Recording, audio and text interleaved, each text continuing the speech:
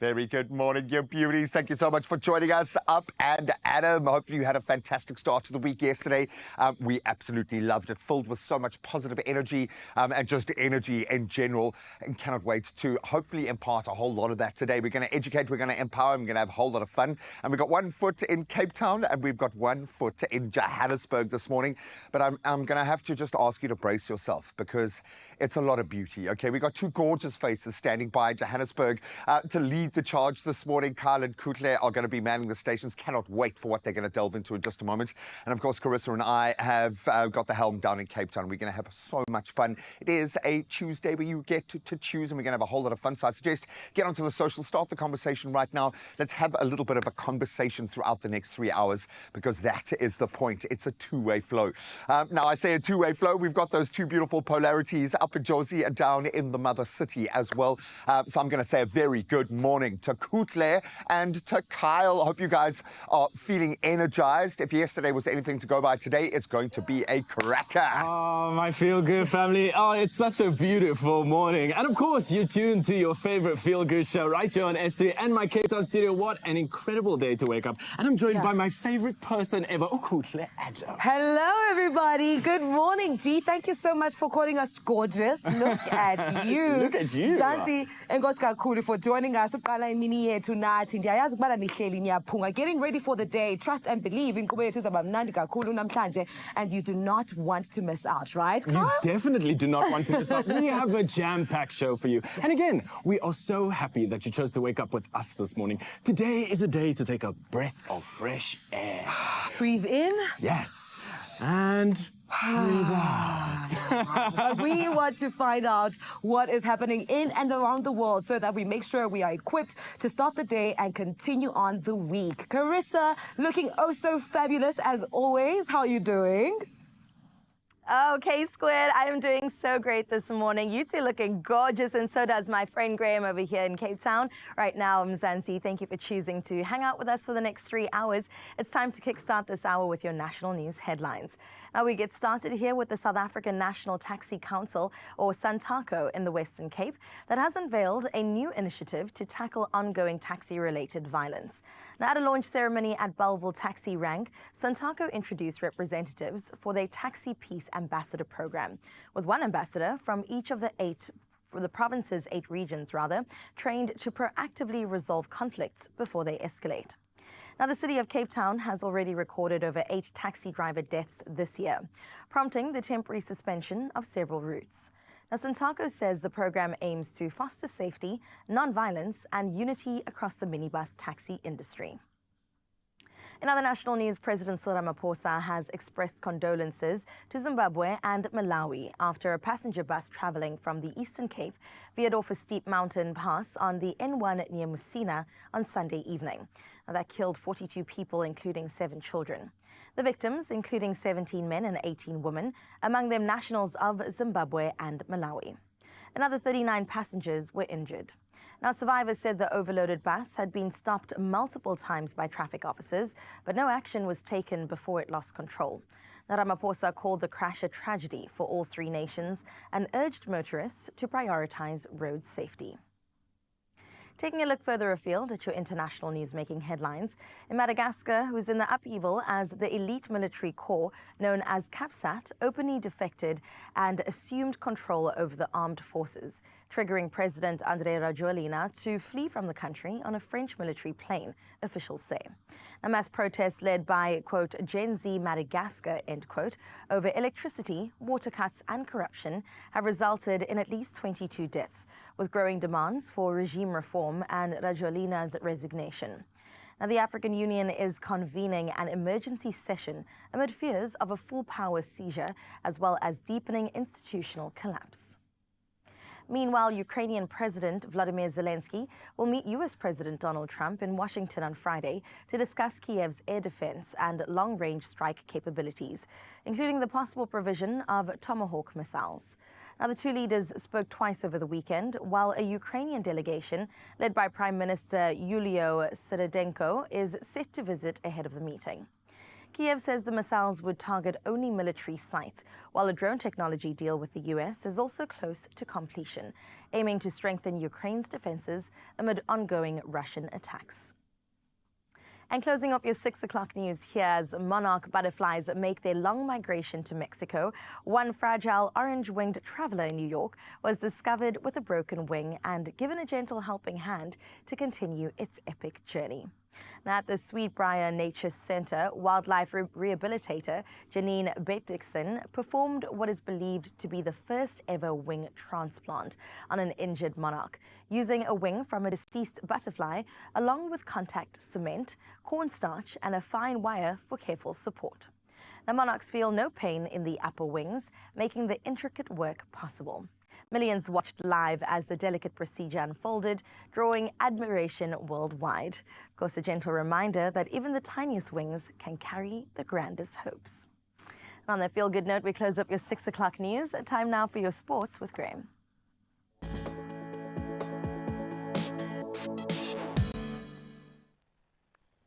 Oh, absolutely brilliant stuff. Very fitting. That butterfly effect continues through our sport. Let's start with some recognition. American sprint stars Noah Lyles and Sydney McLaughlin-Nevron headline this year's World Athletics Track Athlete of the Year nominees, understandably.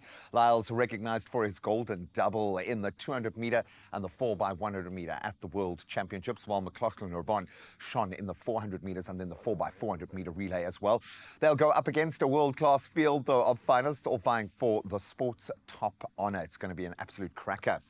Oh, speaking of which, let's get back into our cricketing action from the World Cup. All-rounder Nadine de Klerk, she has become legend. She was the hero once again, blasting an unbeaten 37 off 29 balls to lead the Proteas women to a pretty nail-biting 3-wicket victory over Bangladesh at the World Cup. Chasing 233, I think that was our highest total to chase ever against the team. South Africa recovered from 78 for 5, thanks to half-centuries from Marizanne Kapp and Chloe Trion, who looked very good. That was before de Klerk stepped up and once again sealed it with a 6. Absolutely beautiful. The same can't be said for the Bulls in the URC charge. They head to Galway short on firepower. That was after losing Wilco Lowe, Andre Pollard and fullback Devin Williams ahead of their URC clash with Connacht. So meanwhile, the Stormers, they are counting the cost of a victory with Dion Fourie now ruled out long-term through a bicep injury, and then tight head Sazi Sunday joining an already overcrowded injury list. So watch that space. Now let's get back into some cricket. The Proteas are very well represented at the moment. On the men's side of the draw, Senyoran Mutasamy starred with a career best 6 for 117 as South Africa bowled Pakistan out for 378. That was on day 2 of their first test in Lahore yesterday. Tony de Zorzi, he led the Proteas reply with a very composed 81 not out. And I think he's waiting to pull that trigger. But quick wickets left them on 200 for 6 at one point, still trailing by 162 on a pitch that seems to be offering quite a lot to the spinners. So we'll watch that space, as I always say, but that's where we leave our sport for now. We'll touch on those headlines again at around 7 o'clock this morning. Right now, let's get prepped for the weather ahead on this Tuesday.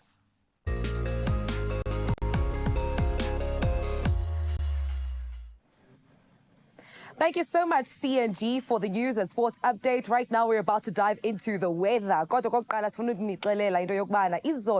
Yesterday morning, we kicked off our environmental news with an exciting announcement, and the good news continues today. The European Union has pledged almost 230 billion rand in South Africa to support clean energy, infrastructure, and pharmaceutical projects, building on more than 93 billion rand previously pledged by EU President Ursula von der Leyen.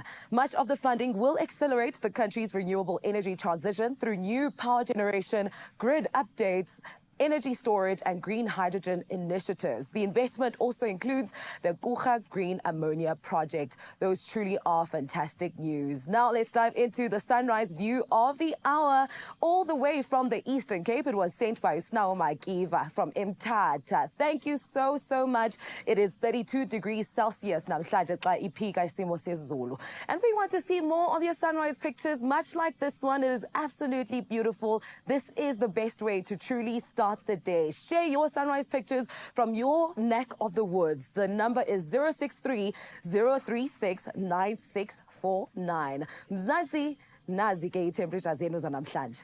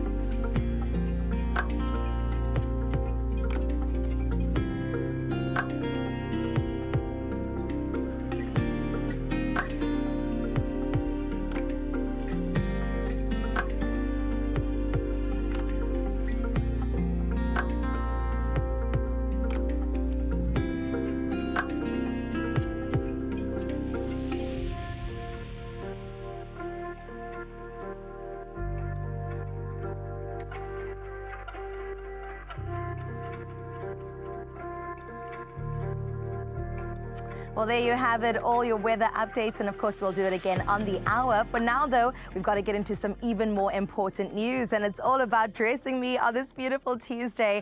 On a Tuesday, you know that we've dubbed it a Tuesday, and today it's all about neutral tones, but bold moves most importantly. So I need you to help me choose between two stone-cold linen blend looks, and you can see among me, I'm in good company right now. Now, option one, we have got a gorgeous, this one is one of my favorites, stone strappy linen blend camisole. Now, this one is perfect for the warmer season coming up. Now, pairing that with a matching tapered pant, and then, of course, some pointy slingbacks, a tan belt, and, of course, a bag to match as well. I think this is really giving cool girl, it's giving city girl, and it's also giving a working girl. She's making money, getting her bag, and looking good while doing it. And then we've got option two. Now, this one, sticking to the stone colors, is a natural linen blend shirt with wide leg pants, buckle thong sandals. You know that's all the rage right now. And of course, a black belt to pick up on this wonderful straw hat with a black band that goes along with it.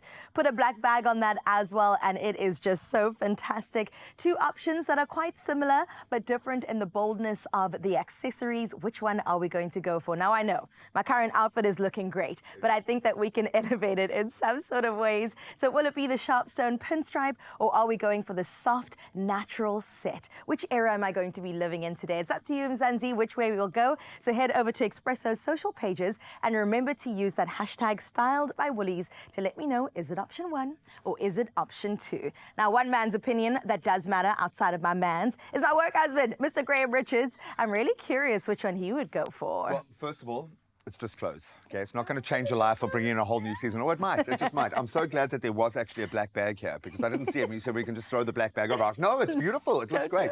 You do look gorgeous this morning, so I'm a little bit sad that you're going to be changing outfit, but the two outfits are great and both are quite matchy-matchy. I think we'd be all right in our work zone today. Either way. No, they look absolutely gorgeous. You guys have to make the right choice this morning.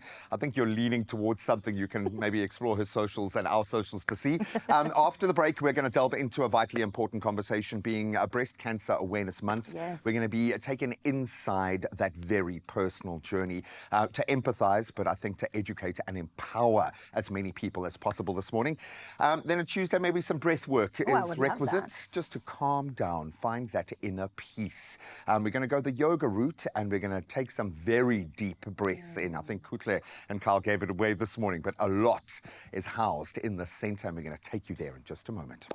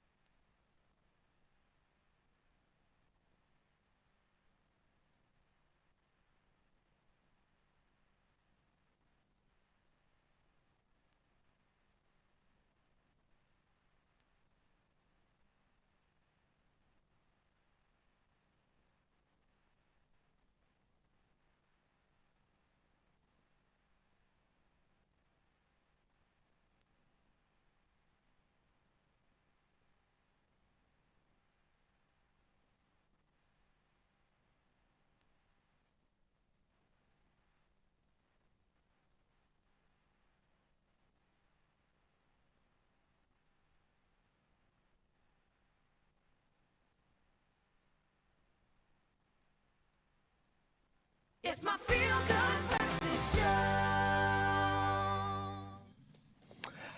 Yes, my feel-good family. Welcome back to your favorite show. And look, we are just kicking things off this morning. It's been absolutely beautiful so far. And we're really talking about important subjects. And one of the most important subjects that I feel like every person in South Africa needs to have as the highlight of October, it's Breast Cancer Awareness Month. Right, Kutle? Yes, 100%. And that's why we are bringing to you on social media to ask, when was the last time you actually got a screening or a mammogram? I do want to mention, though, a lot of the time, Apha Mzansi, it could be a culture where you say this thing in vernacular. If you don't go looking for it, you're not going to find it. True. But we're here to say that it's important to have these conversations, at least start thinking about it, to go out there and check yourself, especially because it is Breast Cancer Awareness. Also, to the men, we also encourage you to do the same thing. Absolutely. It's not only for women, it's also for us gentlemen. And look, we want to know what is stopping you. Let's dive into it on social media.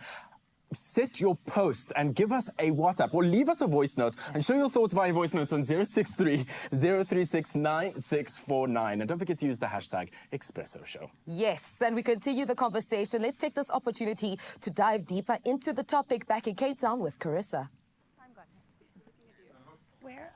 Oh man, welcome to this conversation right now. An incredible one at that, that's touched many lives across South Africa and beyond. Now, October is Breast Cancer Awareness Month, but for many South African women, breast cancer isn't just a campaign. Now, it's a reality, and for Megan Jane, the journey began when she found a lump in her right breast at the tender age of 34 years old.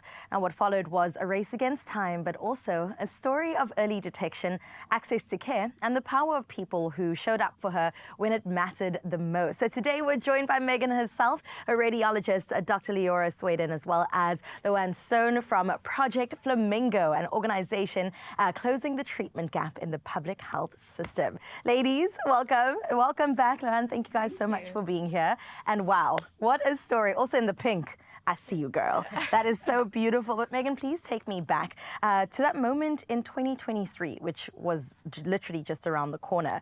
What made you decide to even check, and quickly finding out that you had this lump? What was the journey for you after that? Yes, it was extremely shocking for me. You know, I was 34 years old and so young at the time, and so I had a lot of fear. And when I did discover the lump, actually my fiance discovered the lump. And at the time, I initially thought that it was probably stress because I'd gone through a very stressful time. And because I also have a very strong history in my family, I have my sister who was diagnosed many years ago, 10 years ago. I have 5 aunts, and then also my cousin more recently that is on a healing journey. Sure. And at that stage, I then thought, you know what, I need to have myself checked out. And so I ended up going to the doctor and then went for my first mammogram and ultrasound, and then I decided to seek a second opinion. And that is when I ended up at Walhuman with Leora, and that has been life-changing for me because Leora ensured that I got the care that I needed within the time that I needed. And so that's where it all started. My goodness. And I love that they say early detection is key. So shout out to your fiance as well for being aware of your body. And then, of course, to you, Leora, which I want to come to you because, as you heard Megan say, it's life-changing work that you have done for her in particular. Now, for somebody walking into your office, also just seeking help and seeking a lifeline, essentially, what happens in that initial scan or in that mammogram? What are the steps that you go through? So patients coming in for mammograms, it's not just about having a mammogram, then, you know, shunting them out the door. I think what's really important and what happens and should happen in a specialist breast center is that the doctor or radiologist analyzes the mammogram and then goes to sit down with the patient, and the examination is not complete at that stage. Most patients, in fact, all patients should have an ultrasound in addition to their mammogram. It increases the sensitivity and specificity of picking up a breast cancer. And I use that time to liaise with patients just to make them feel at ease, enlighten them if their mammogram is fine. If it's not, start preparing them for the fact that there might be something that I feel uncomfortable about and that we're going to need to take further. But it's all about that one-on-one communication just in terms of decreasing anxiety.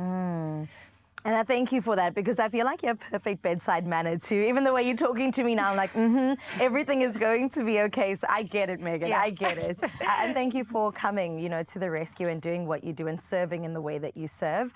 And I got to come to you as well. Now, in public hospitals in particular, we all know the struggles about the delays, months. It can even go into years, which is so unfortunate, especially when time is not on your side, right? So how does Project Flamingo, and we love the work that you do, step in to actually practically speed up the care? Yeah, so the public health system, that is the very sad reality. And I think especially in Breast Cancer Month, we have to focus on that. We have to tell the story of thousands of women in this country that do not have access to equitable care, that the post-diagnosis sit in waiting lines. And you have an infrastructure that's just not adequate for the patient load. And that's exactly where we work. We work in the trenches of the public healthcare system. We've done it for 15 years. Our model is simple. We, on a Saturday, open up further, on the surgical side at least, we open surgery theatres on a Saturday, where we make use of the volunteer services of anaesthetists, of surgeons, people who work in the system who are willing to come in on a Saturday. Project Flamingo funds all the rest, and we open up more slots. So what we do is we effectively have a hospital at X amount of slots, we give them more. That has a knock-on effect on the other patients waiting, in the queue. So but everything that we underpin, everything we do is driven by the fact that it's someone's fundamental human right. It is Megan's fundamental human right to receive equitable, evidence-based access to care. And on top of that, we believe in dignity. If someone doesn't have curtains around the bed, if she doesn't have linen on her mattress, that's not a dignified experience. And that's exactly where we intervene. Oh, beautiful work that you guys are doing. And I love the fact that people are volunteering their time, because they also see the need. And like you said, the actual right of so many women around the country.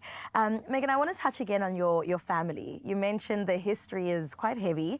And that's quite a reality that you have to deal with in and of yourself. Your sister, your 5 aunts, your cousin that you mentioned as well, that's on a healing journey. So how did that sort of change your decision to push for immediate answers? Do you feel like there was more of an urgency in your response? Yes, there was definitely more of an urgency because of my history. And also, what I did do was I also decided to have a gene test, because none of my aunts or my sister had a gene test. And so it was very important that I knew what was happening in my gene. And that is when I discovered that I am BRCA1 positive, which means that I am at a higher risk of getting certain types of cancers. And that also informed my surgery. So I ended up having a bilateral mastectomy with reconstruction. And at the same time, even though I have a strong history, they are all thriving. My sister's doing very well, my aunts are doing very well. And that also gave me a lot of hope and a lot of strength and a lot of encouragement, along with the people that's been on my healing journey, such as Lihora, as well as Project Flamingo, and then also my fiance and, family. They've been my greatest support and continue to be, because even after, coming out of breast cancer, it's still not easy. You still have to go for many tests every 6 months, and there's just so many things that can, take over your mind. And so I'm just so eternally grateful and very special that, I have Leota and Luann with me today. Oh my goodness, not me tearing up on TV. That is beautiful, and it reminds me that it really does take a village, and it takes women, strong women that are amongst your side to just push on through. We also just saw moments of the surgery there that happened, and what a beautiful journey you've been on, and we wish you the best for the way forward. But listen, Mzansi, this is not the end of this conversation. These ladies ain't going nowhere. We're going to continue with part 2 in just a little bit, but let's take a well-deserved break, have a coffee, have a breather, and we'll see you straight after this. Only you can make my day.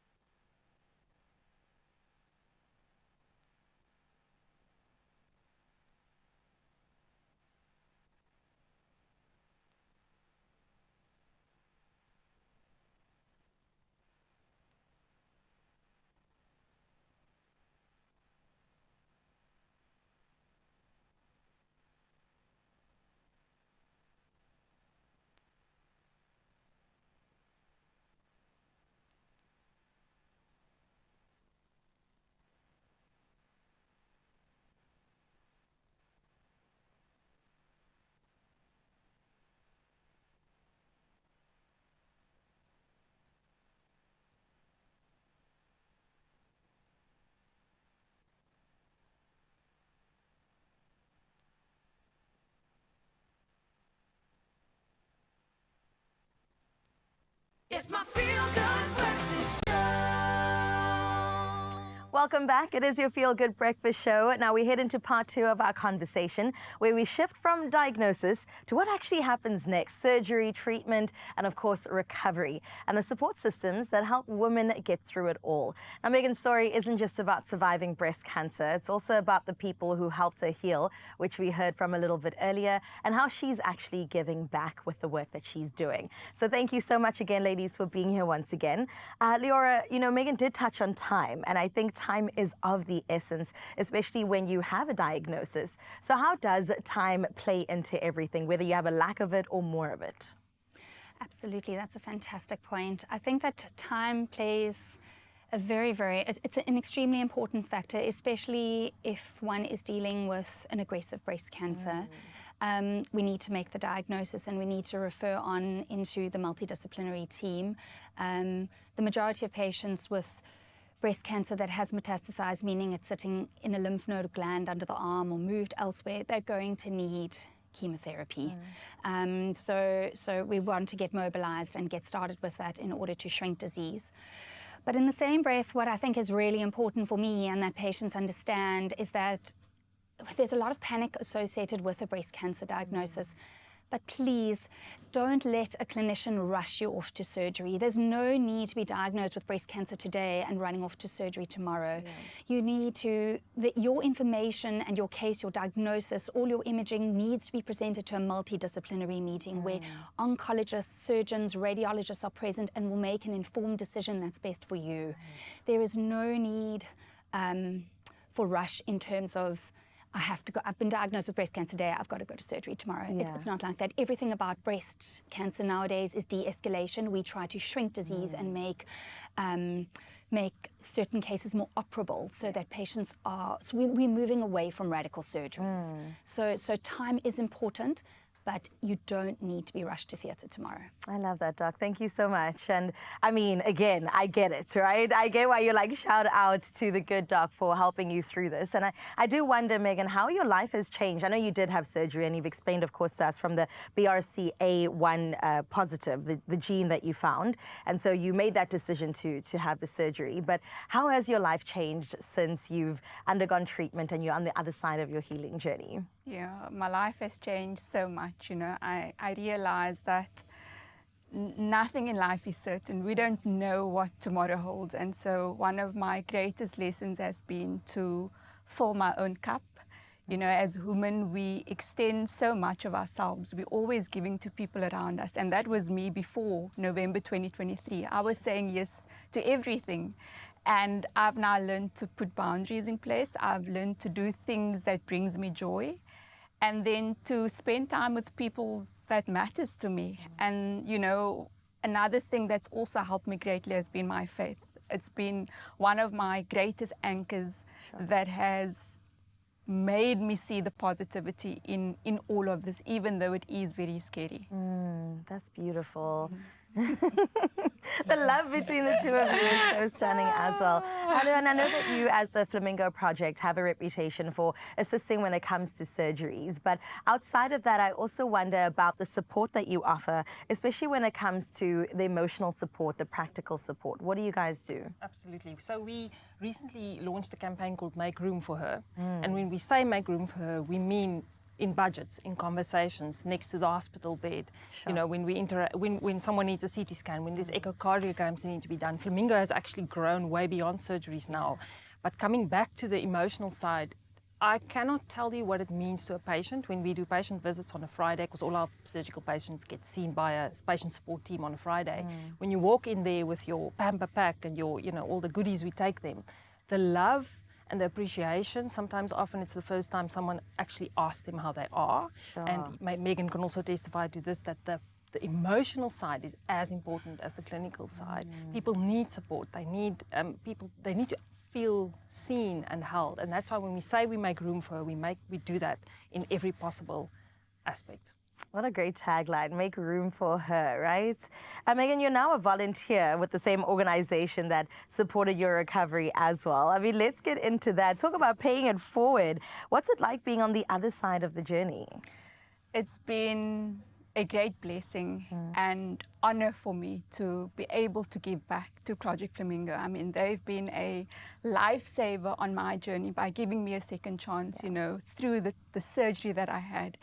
And so to be able to be on the other side and, you know, see patients and encourage them through my story, I am forever thankful for that. That's beautiful. Oh, man. All it takes sometimes is for somebody to say, I've been there, you've got this, and I will hold your hand through the process as well. So thank you also for allowing that space in your life to help others too. Doc, how often should women be screened? I can guarantee you right now, you know, Mzansi's sitting at home going, okay, should I book an appointment immediately? What's the next steps that I should go through? Okay, so in an ideal world, in a perfect setting, annual mammograms in average risk individuals above the age of 40 saves most lives. But we have health economic challenges right now. So we've got medical aids that are constraining patients to 2 years unless you've got a family history, which unfortunately is not really realistic because most of our breast cancer diagnoses are not genetic. So they're not familial, it's random. So we have that. And then the other issue that the vast majority of South Africans can't even access mammograms right now. They can't afford them, and they aren't able to access centres that are offering them. So I think that, yeah, at best it would be every year. I think realistically those patients who can afford and access are looking at every 2 years. And then what are we doing about all the South Africans that can't access mammograms? So go to your local day clinic. We've got fantastic tertiary care institutions like Tygerberg and Groote. If you're not winning and you're worried that you've got a symptom and a sign of breast cancer, then reach out to the amazing organizations such as Project Flamingo, the Pink Drive, I Love Boobies in Johannesburg, the Breast Health Foundation. They will connect with institutions like mine where we will give back and make time for patients who cannot access healthcare. That's so beautiful. So there is light at the end of the tunnel as well. How can people help the business? Yeah. How can people expand? We're in the Eastern Cape, we're in the Western Cape. Let's go further. So we are 100% donor driven. I mean, we are reliant on funding to keep doing the work that we do. So it goes without saying that financial contributions are wonderful and people can go to our website, projectflamingo.co.za. But most importantly, especially in October, tell the story. Tell the story of thousands of women that cannot access care and make sure and advocate for that. And let's build a movement to make sure that people can access the care that they need, the evidence-based care that they need. Wow, ladies, thank you so much for this much-needed conversation. Not only for October, but for every single month we should be talking about this. My best friend also is an overcomer of breast cancer, so it's very close to my heart, and we definitely need to never stop this chat. And in the interim, please get to know your body, feel yourself, and do self-examinations at home as well. And like they said, early prevention is key. Megan, again, thank you for being a champion. Ladies, thank you for being right there and supporting her, and for you to know that there is help and there is, of course, light at the end of the tunnel. Absolutely love that conversation, ladies. Thank you so much. And I think this is a great time. If you're at home right now, before the day kicks in, make it just a part of your process. Just do your self-checks, check in with yourself emotionally, physically as well. Create that gateway right now.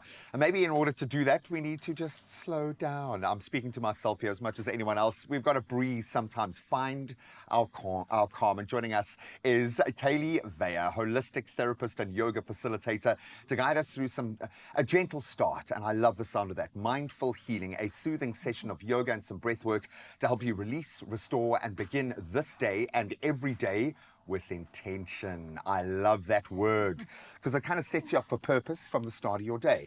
And there's nothing wrong with you being a part of your purpose. Look after yourself first, right? Yes, indeed. That being said, how are you at this time of the year? Is this where you need to start finding that inner calm a little bit more? Because it kind of feels like we're all a little frayed at the edges.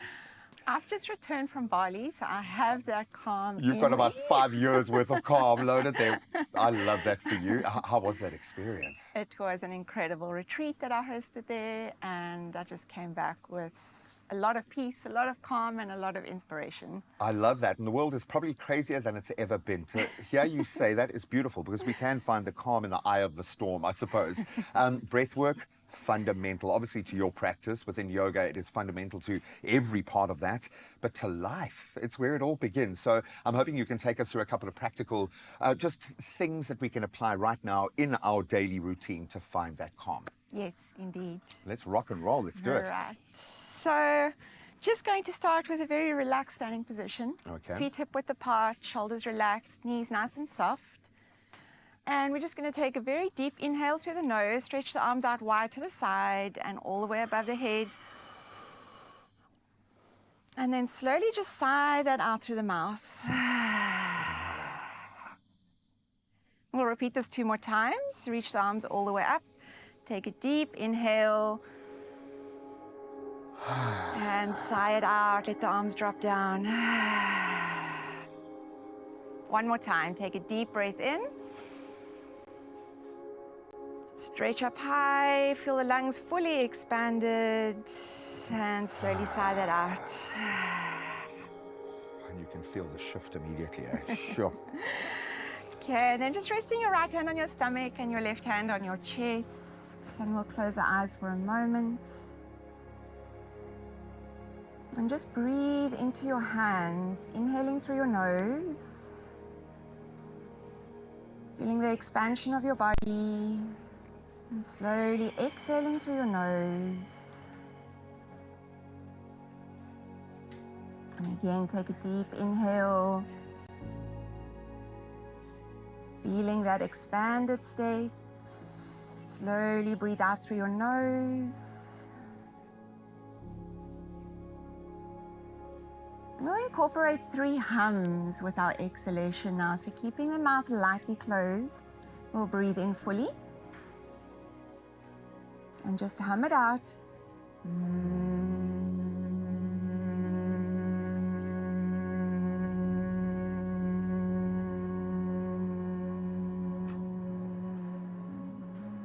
Breathe in deep again.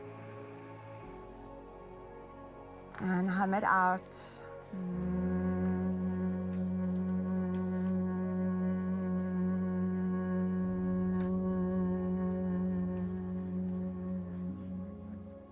Take 1 more, breathe in deep. And slowly hum.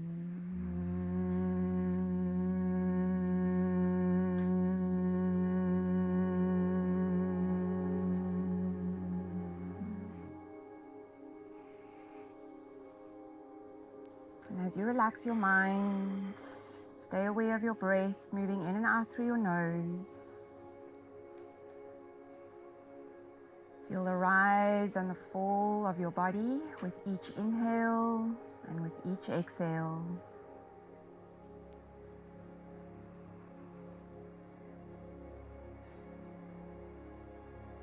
Feel the tension releasing from your jaw, your neck, and your shoulders.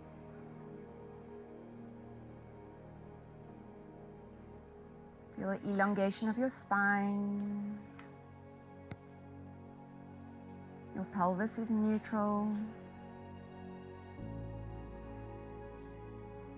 And then as you move down your legs, just feel that your feet are firmly planted on the ground.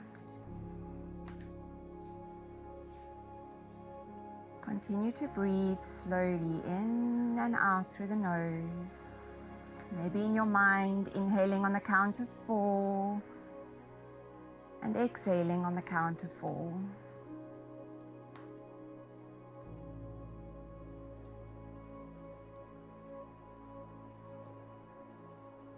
And just feel a gentle calm drifting through your body.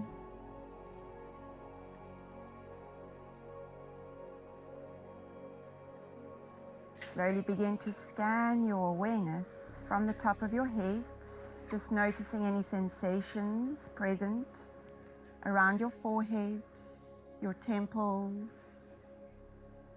Let your eyes soften in your head.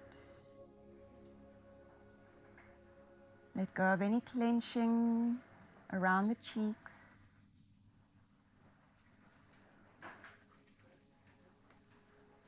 And as you move down into your shoulders, just noticing, are you able to tune into your heartbeat?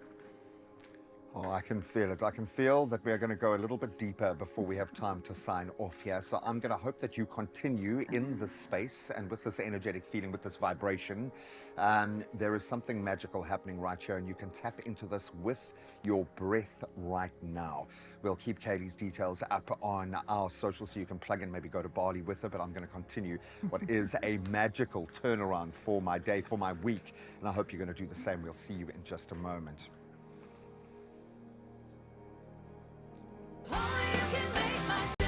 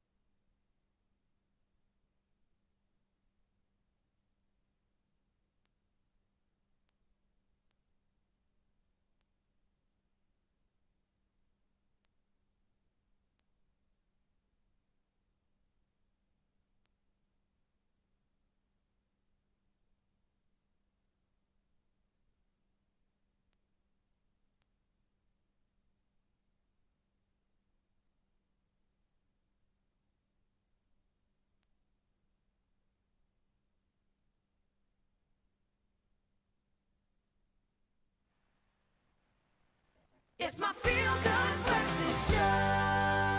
Welcome back to our very safe medical space for a conversation I think all of us should be connecting to right now. Keeping cholesterol in check, now I've got your attention, is one of the most important steps that any of us can take for a healthy heart. Instead of waiting for problems to appear, we can be proactive. The focus today is on prevention. And joining us is Sonia van Wyk from the incredible Pharmacodynamics team, Mzansi's leading, bar none, provider of cardiovascular medicines. They know, and they are here to share how preventative measures, together with innovative solutions like Rycol, can support better heart health. I think we all think about cholesterol with a little bit of trepidation, nervousness, but for me, I kind of oversimplify it. It's always felt like it's just one number, but I would imagine from your perspective, it's much more dynamic. Can you break down what is cholesterol? So, Graham, blood cholesterol levels reflect an ongoing process. It's complex, from dietary intake and internal production to how cholesterol is used, cleared, and excreted by the body. And all of these processes are tightly regulated by metabolic pathways. And when they are disrupted, cholesterol can accumulate, and that increases your risk for developing cardiovascular disease. So the goal is to maintain healthy cholesterol with a holistic approach, and that includes healthy lifestyle, diet, and smart supplementation so that you can support these different pathways. I like that, educating yourself about yourself, because the journey changes as well through different phases of life. But I like the essence of nutrition speaks to control. That's something that we can have a direct effect on. So let's start with diet. How does that influence cholesterol? So, Graham, first of all, we need to understand that the body can produce its own cholesterol. So, excess cholesterol often comes from dietary sources, especially saturated and trans fats. And this is where Ricol begins to play a role. So, before fats can be absorbed by the body, it needs to be broken down. So, Ricol contains apple polyphenols, and that inhibits fat digestion. This means less fat is absorbed by the body. So, Ricol helps to regulate cholesterol and triglyceride levels from the very start of digestion. The key pathways you mentioned there that I don't really think about is how we eliminate cholesterol, and that's part of it's a closed loop. So how does the body get rid? So there the liver plays a crucial role. It removes LDL, or your bad cholesterol, from the bloodstream. So Ricol contains berberine, and that enhances LDL uptake by the liver so that the liver can excrete excess cholesterol as part of bile. I like the fact that our body is equipped, and we often forget that we have this wondrous element here that can do this, and we need to lean into that. What actually happens when our body releases that cholesterol? How does that process work? So, Graham, although the liver can excrete large amounts of cholesterol, there is a catch. Your body can reabsorb and recycle its own cholesterol. So in reality, 50% of cholesterol that's excreted by the liver gets reabsorbed again. And that contributes to elevated cholesterol levels. So Ricol contains phytosterols. It is structurally similar to cholesterol, so it competes for absorption. So phytosterols reduce the reabsorption of cholesterol and promotes the excretion of excess cholesterol. I think a lot of us get nervous about even having the conversation about cholesterol, and it kind of goes into that denial space where we rather just want to take a step back. But if someone, and we should all be thinking about this, because so many of the pieces on the board are for us to move, not waiting for someone to come and help us. If someone is concerned about their cholesterol levels, what advice do you have? So prevention is powerful. Start by knowing your numbers. So get your cholesterol checked and then take action. So you can support your natural cholesterol levels with a healthy lifestyle, diet, and smart supplementation. So Pharmacodynamics developed a cookbook series in partnership with the Health and Stroke Foundation of South Africa. It's called Cooking from the Heart, and that is available to download for free from our website, mydynamics.co.za.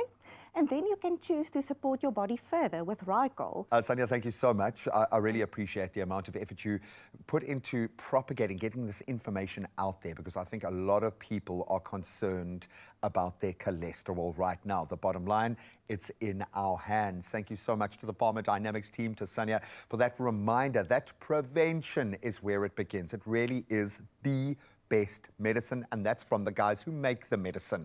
So Mzansi, know your numbers. Firstly, make heart-healthy choices. We've got cookbooks to lean into, and you take charge of your health today. It's up to you. I truly appreciate how our show today is putting emphasis on our overall well-being. It's the yoga, and we just had, a heart conversation. And because it's October, it's Breast Cancer Awareness Month. And today, quick good morning post we wanted to find out, when was your last mammogram or screening? If you haven't gone yet, what's holding you back? And we want to dive into that conversation, and for you to share your thoughts. The hashtag is Expresso Show. We've got some of your comments here, and Kyle is going to walk us through what you have had to say.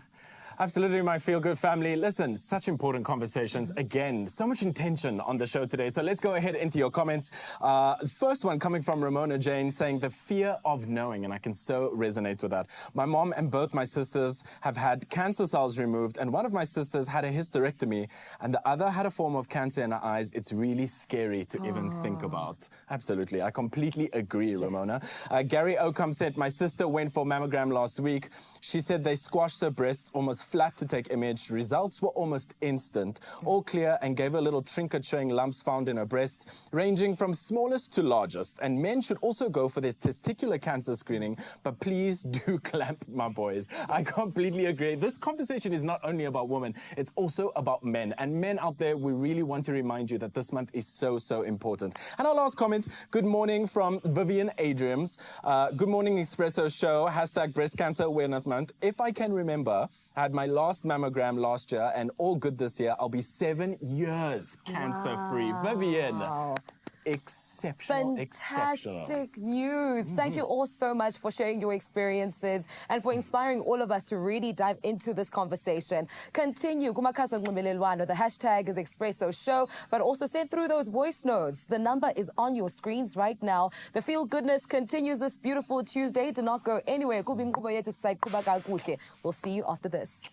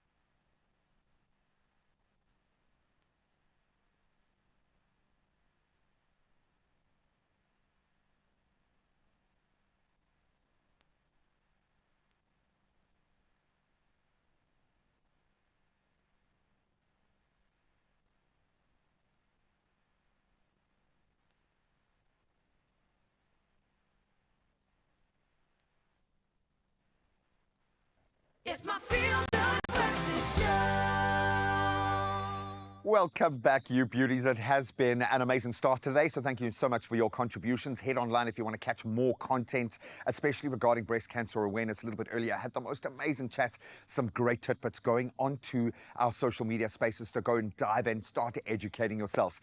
But of course, when I say I need your input, we need your input. A little bit earlier, we asked you to help our gorgeous Carissa choose between two effortlessly chic linen blend looks, the sharp stone pinstripe or the soft natural set.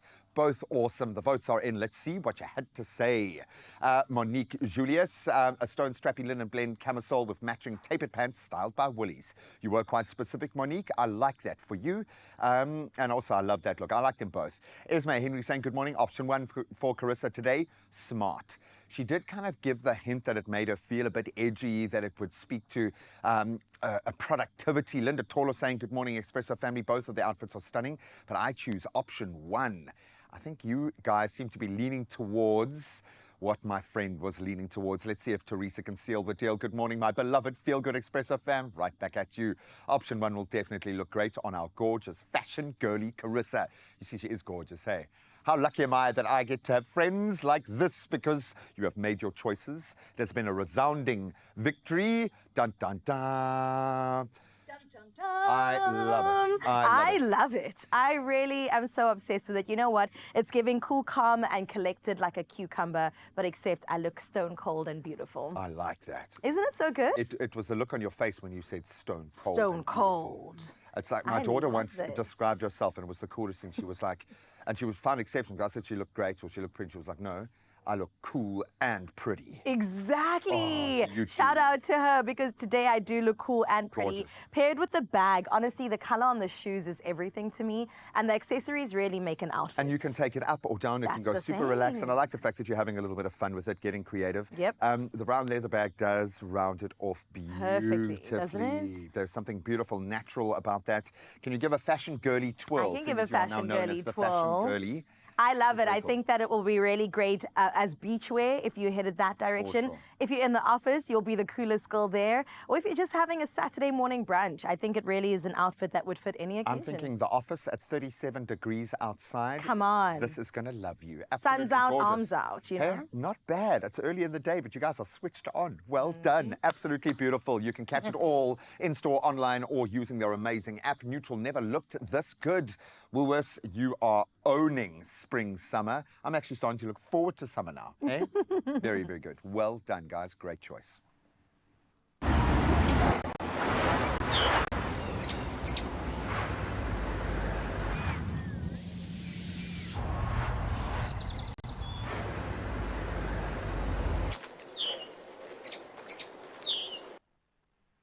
Well, it's just gone 7 o'clock on the dot in my new outfit, so let's get into your national news headlines. Now, we start out here where National Commissioner, or rather suspended Deputy National Commissioner for Crime Detection, Shadrack Sibiya, has confirmed he took phone calls from controversial businessman Brown Mkhotsi and even met with him for breakfast. Now, testifying before Parliament's ad hoc committee probing alleged criminal infiltration and political interference in the justice system, Sibiya and Mkhotsi had warned him he was under crime intelligence surveillance. Now, he told the MPs he kept in contact for information gathering purposes. Sibiya described Mkhotsi as a Northwest activist allegedly linked to organized criminal activity. In other news in the country, the South African National Taxi Council, or SANTACO, in the Western Cape has unveiled a new initiative to tackle ongoing taxi-related violence. At a launch ceremony at Belleville Taxi Rank, SANTACO introduced representatives for their Taxi Peace Ambassador program, with one ambassador from each of the province's 8 regions trained to proactively resolve conflicts before they escalate. Now, the city of Cape Town has already recorded over 8 taxi driver deaths this year, prompting the temporary suspension of several routes. SANTACO says the program aims to foster safety, non-violence, and unity across the minibus taxi industry. In your international news making headlines, Hamas released the final Israeli hostages from Gaza under a U.S.-brokered ceasefire late yesterday afternoon, while Israel freed busloads of Palestinian detainees, ending a 2-year conflict that rocked the region. Now, the handovers prompted emotional reunions as relatives wept and embraced at Tel Aviv and Gaza hospitals. Now, U.S. President Donald Trump, who helped mediate the agreement with Egypt, Qatar, and Turkey, called the ceasefire, quote, long nightmare ended, and convened world leaders in Sharm el-Sheikh in Egypt to discuss Gaza's reconstruction, security, and governance, describing the deal as a historic step toward lasting peace. Meanwhile, Madagascar is in upheaval as the elite military corps, known as CAPSAT, openly defected and assumed control over the armed forces, triggering President André Rajoelina to flee the country on a French military plane, officials say. Now, mass protests led by, quote, Gen Z Madagascar, end quote, over electricity, water cuts and corruption have resulted in at least 22 deaths, with growing demands for regime reform and Rajoelina's resignation. Now, the African Union is convening at emergency sessions and amid fears of a full power seizure, as well as deepening institutional collapse. While most cats love to curl up indoors, Fitz, a 2-year-old from snowy southern Ontario in Canada, can't resist a winter wonderland. A nice warm way to close off your news, dressed up in boots, a cozy jacket, goggles, and handmade knit hats. He trots happily through the snow with his owner Heidi, who says he even asks to go outside each evening. Now, his love for adventure began as a kitten tucked in a blanket on hikes and now includes sleigh rides pulled by none other than the family dog. Now, with thousands following his frosty adventures at Fitz Capcades, Fitz has become a true online heartwarmer. A great fuzzy way to close off your 7 o'clock news. Let's get into your sporting highlights with Graham.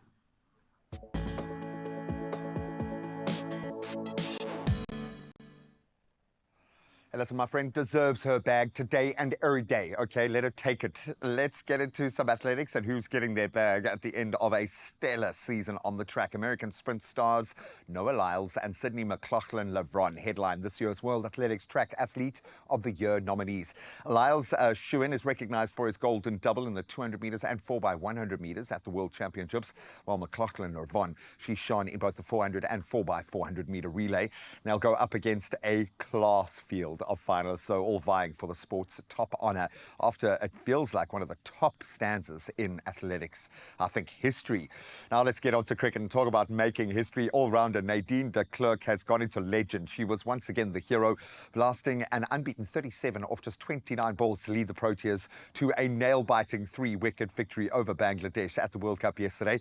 So chasing, I think, the highest total ever against Bangladesh, 233 in terms of a win. South Africa recovered from 78 for 5 at one point, thanks to some brilliant half-centuries from Marizanne Cup and then Chloe Treon setting form at just the right time. That was before de Klerk did what she does and sealed the win with a 6. Beautiful stuff. Now let's get into the URC Odyssey. It's going to be an uphill battle for the Bulls as they head to Galway, short on firepower. That was after losing Wilco Lowe, Andre Pollard and fullback Devin Williams ahead of their URC clash with Connacht. Meanwhile, the Stormers, they're counting the cost of victory as well, with Dion Fourie ruled out, and that's long-term through a bicep injury. And then tighthead Sazi Sunday joining on an already crowded injury list. It's going to be a tough season.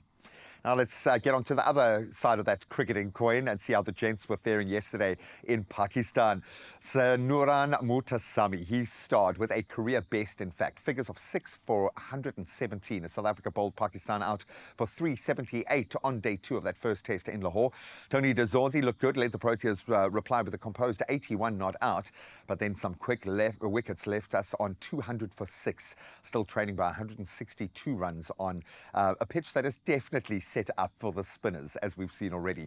So we'll watch that space, but that's where we leave our sport for now. We'll touch on both news and sporting headlines at around 8 o'clock. I think the roads should be buzzing. Let's see if there's anything to report on.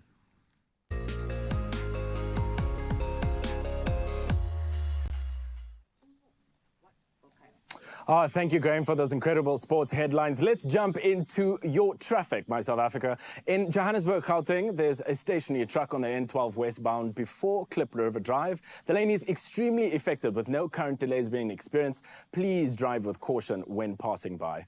And moving on to Athlone in Cape Town, traffic is slowly building up on the N2 inbound at the ramp towards Jake's Gerwel Drive on the M7. Minor delays are expected for this route, so please plan accordingly. And wherever you're heading, my feel-good family, stay alert and remember to always buckle up. And now we move over to Kutle for your weather.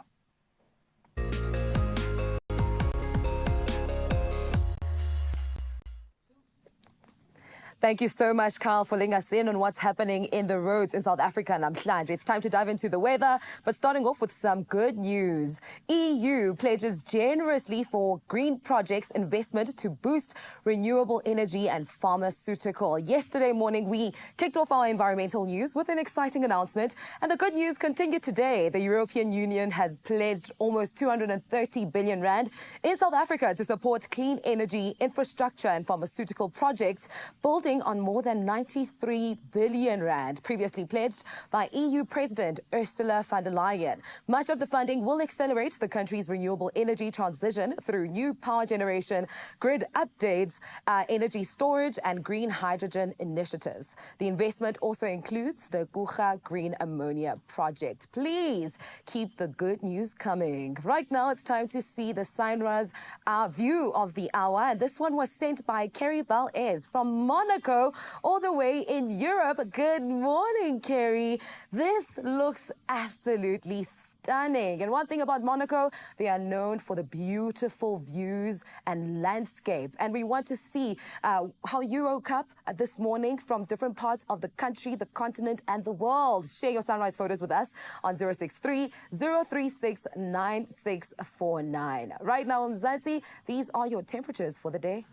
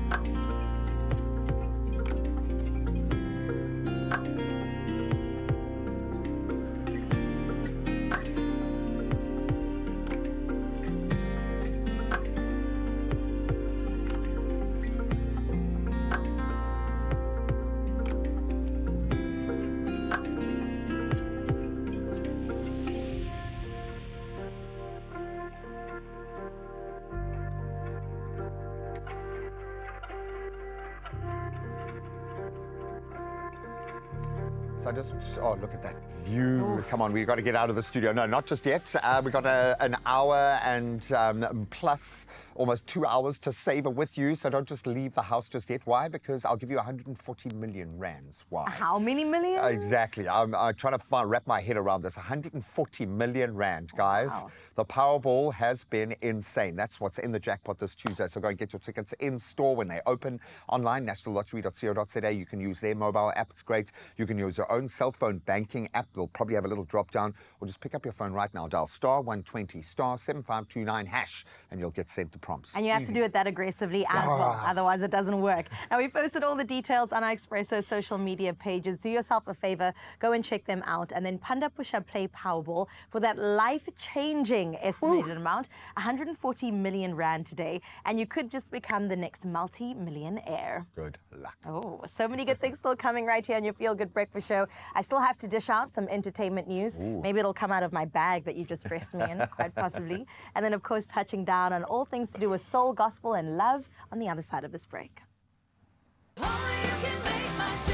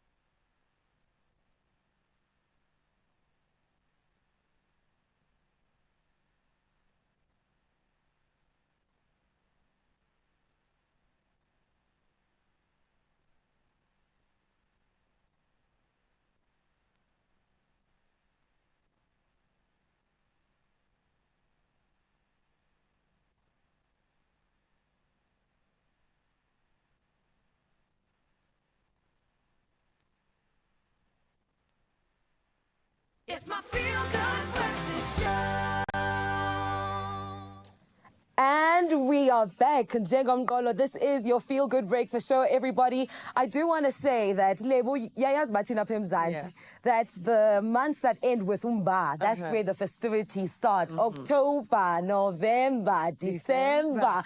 And this weekend is absolutely no different. Sekorana Entertainment and projects in proud partnership with SABC's Lesedi FM are so excited to announce a spectacular 2-day musical event, the all-white total praise and worship and gospel love and soul, set to uplift and entertain audiences at the Emerald Casino in Vanderbijl Park on October 18th and the 19th of 2025. And we are joined by the so radiant and beautiful Lemos Gobela, who will be telling us more about this upcoming weekend and exciting performances. Lady, good morning. Good morning. I love the fact that you are representing Breast Cancer Awareness Month with the pink. No, I'm done. The babies are checked. The babies are checked, ne? And we're all good. And they are good. Yeah.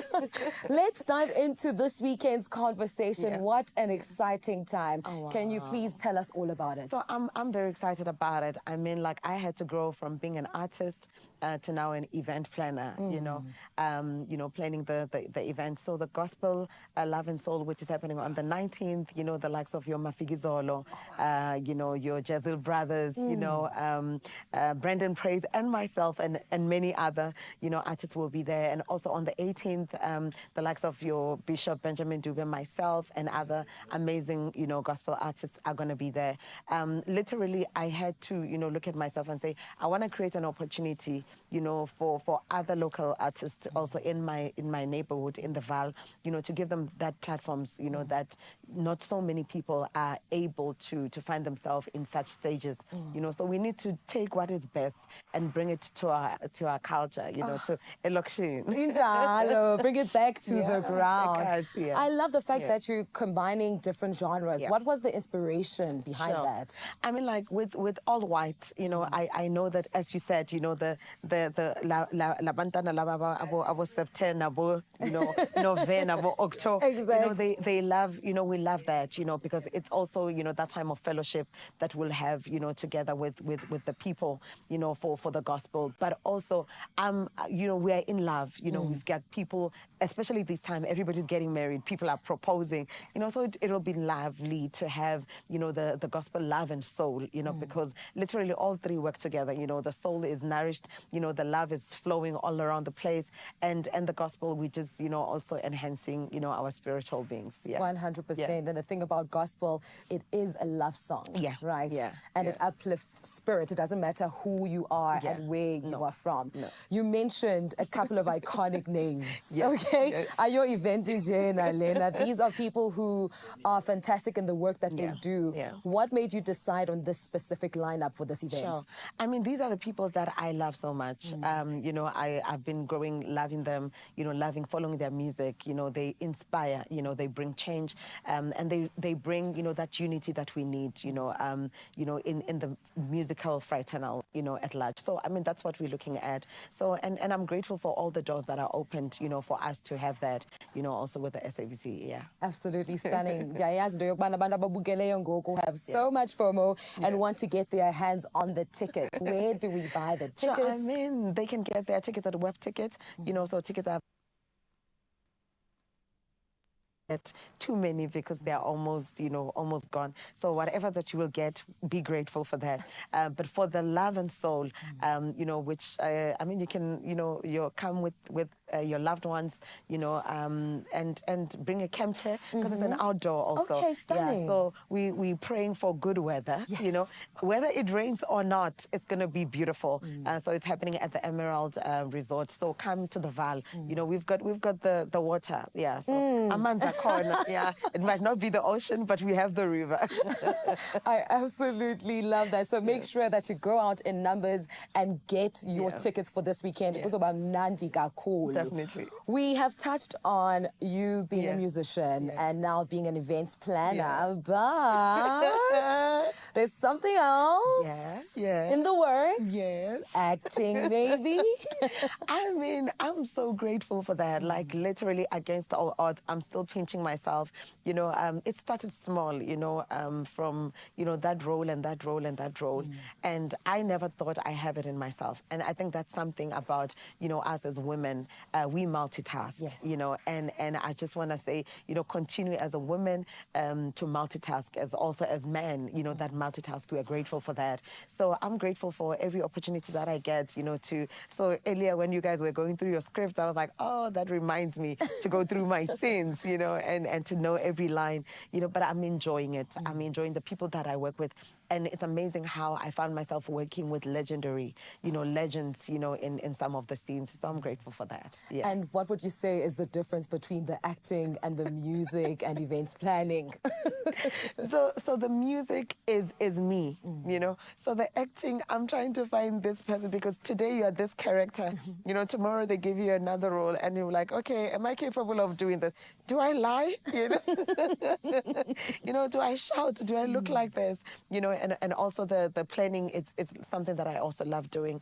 I love giving opportunities, you know, from my foundation, you know, also to this. I've been given a platform on this. So I mean, that's what we want to see. You know, we want to see opportunities created, you know, for those who don't have, you know. Let's open because we've been there, you know. So let's tell them that it's doable. You can do it. Yeah, you can absolutely do it. Yeah. Thank you so much for bringing your ray of sunshine to the Expresso studios today. Thank you so much. We cannot wait to see you in action on stage this Saturday and Sunday, right? And also on screen. And also on screen. So make sure that you get there on time because our doors are opening at 10 o'clock. We're starting exactly at 12. So I'm singing from 12 until 10 p.m. I don't know how I'm going to look, but it's going to be seriously amazing. Once again, thank you so much for joining us. Ladies and gentlemen, Expresso family, do not forget to get your tickets for this weekend, the 18th and 19th. It promises to be an explosion of entertainment. So do the right thing. Get your tickets on Web Ticket. I know everyone in Cape Town right now is probably having so much FOMO, right? No. What do you want to... Oh, yeah. We are having FOMO, let me tell you. Anything to do with soul and gospel, I'm there. I'm just missing the sound checks. You don't understand. It's not to say that you're boring. You're great conversations. We have an amazing time in between scenes here, but normally you've got a band sound checking here. Okay? Francois Van Cooke, please come and do a sound check just for a gig later, just for me, man. No, we need a little bit of time now because the entertainment scene is sizzling, my friends. So let's get our fingers... Sizzling. Sizzling. I know. I've established that I don't know what the sound of scissors sounds like, so I'm sorry if we're going to do any sound competitions at the end of this week. Use my ears right now and I get the latest. I want us to burn our fingers on the sizzle. All right, do it. So you were saying you wish you had sound checks, and I'm saying imagine Travis Scott was here in our midst doing a sound check. I get those goosebumps every time. I'm on the manifestation station, so be careful, eh? Okay. Just be careful. Just whisper there, Travis Scott, and we'll be happy. Come on, Travis. Okay, let me tell you a bit more about Travis. So he was here out in Joburg, not necessarily here. It's all about his Circus Maximus World Tour. It's big. Huge. And of course, Johannesburg did it big this past weekend, drawing tens of thousands of fans for just a high energy performance, which of course is what you expect from Travis. I mean, he is hip hop right now. He's the face of hip hop. He did spark a little bit of frustration in the crowd because it rained and there was no communication from any MC or anything like that to say there are delays. Travis isn't coming out, wait an hour, whatever it may be. So in the silence, people were just like, okay, is this part of the, performance? Yeah. That's what I'm saying. Guys, suck it up. Every superstar comes with that. There's always, whenever we have a big concert here, there is some kind of drama. But you get to have the experience. You've got to earn it, though. You've got to pay your dues. It was worth the wait. That's what I've heard anyway. Fans said that it was an unmatched vibe. As you can imagine, I saw so many videos of people just kind of mosh pitting and having the time of their lives, which honestly, Travis, he's got some bangers. He's definitely got some great hits. Is he the guy? Right now, I would say like generation, because top 5. I don't want to say he's aging. I mean, he is progressing beautifully, but there's some young guns on the scene, and I fight this new old school battle with my son all the time. The fact that my little 8-year-old white kid is playing hip hop to me in the car to try and educate me is a little bit of a thing.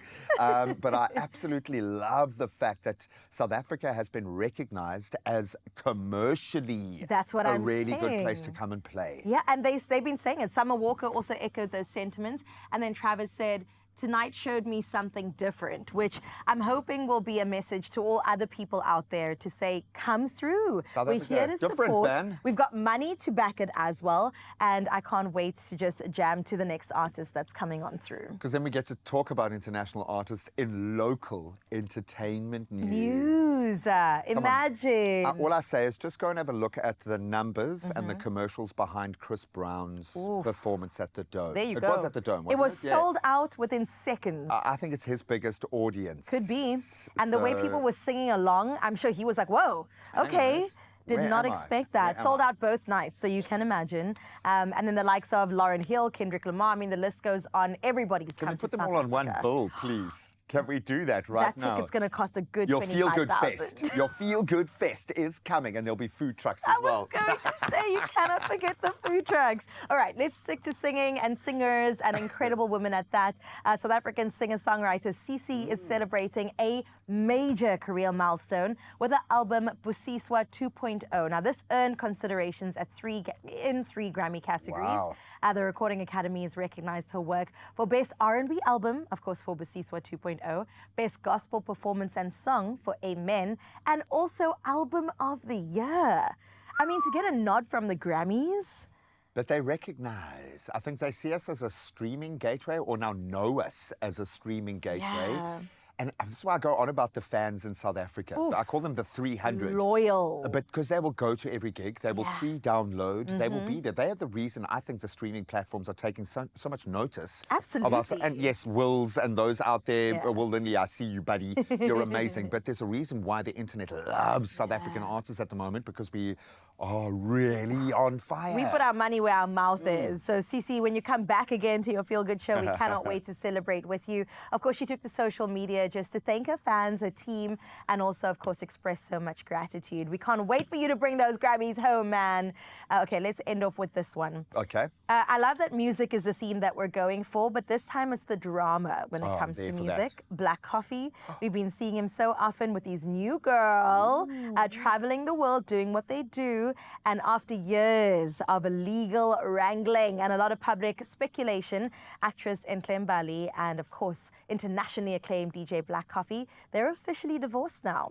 So, of course, this has been going on for a couple of years. They were separated at first, and then there was a lot of drama in between. We were kind of saying, okay, are they going to get back together? But it is a little bit messy.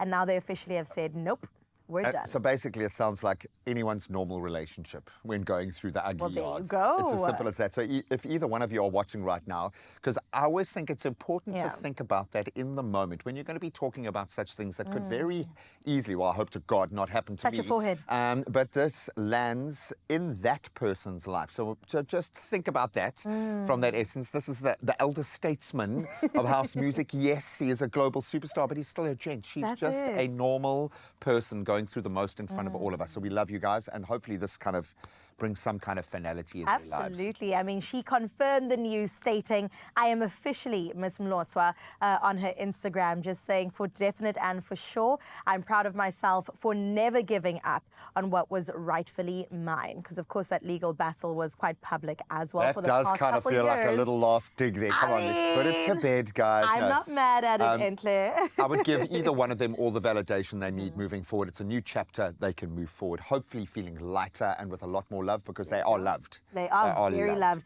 in their own individual fields, and we wish them the best in all of that going forward. Can All I right, manifest that's one more local time? news. Sorry, just one more time. Travis Scott. Travis Scott. Travis Scott. All right, you got to say it 3 times too. That's where we leave your local entertainment news. Some international entertainment coming up in just a bit.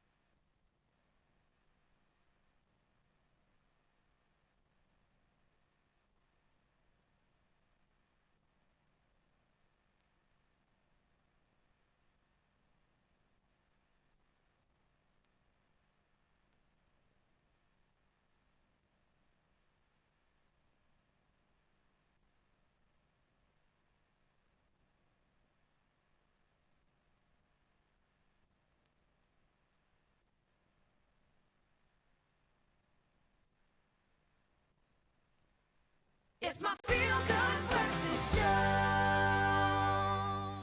Welcome back, you beauties. I had so much fun, more fun than I ever thought I could have doing the local entertainment news. I needed my good friend here to give me more. Let's dive into the biggest buzz on all things shaking up the international world of entertainment. Okay. We had a great start, so I'm hoping we're going to follow suit. That's what I was going to say. I mean, South Africa, I think, wins this one, but I will say make the Stallion a strong second at that too. Okay, that's a good opening account. Definitely love her. And recently, I also love the fact that hip-hop greats are becoming vulnerable in their interviews. Now, she opened up about her emotional journey towards healing and also the moment she realized that she actually needed therapy. Good girl. And the fact that we're talking about mental health is so beautiful. So she was with Taraji P. Henson and the two of them had a chat, and she actually broke down crying when she finally acknowledged the depths of her emotional pain and also, of course, her need for professional help. She opened up about losing her mom and her grandmother, the matriarchs in her family, and of course, her being shot in 2020, which was world news.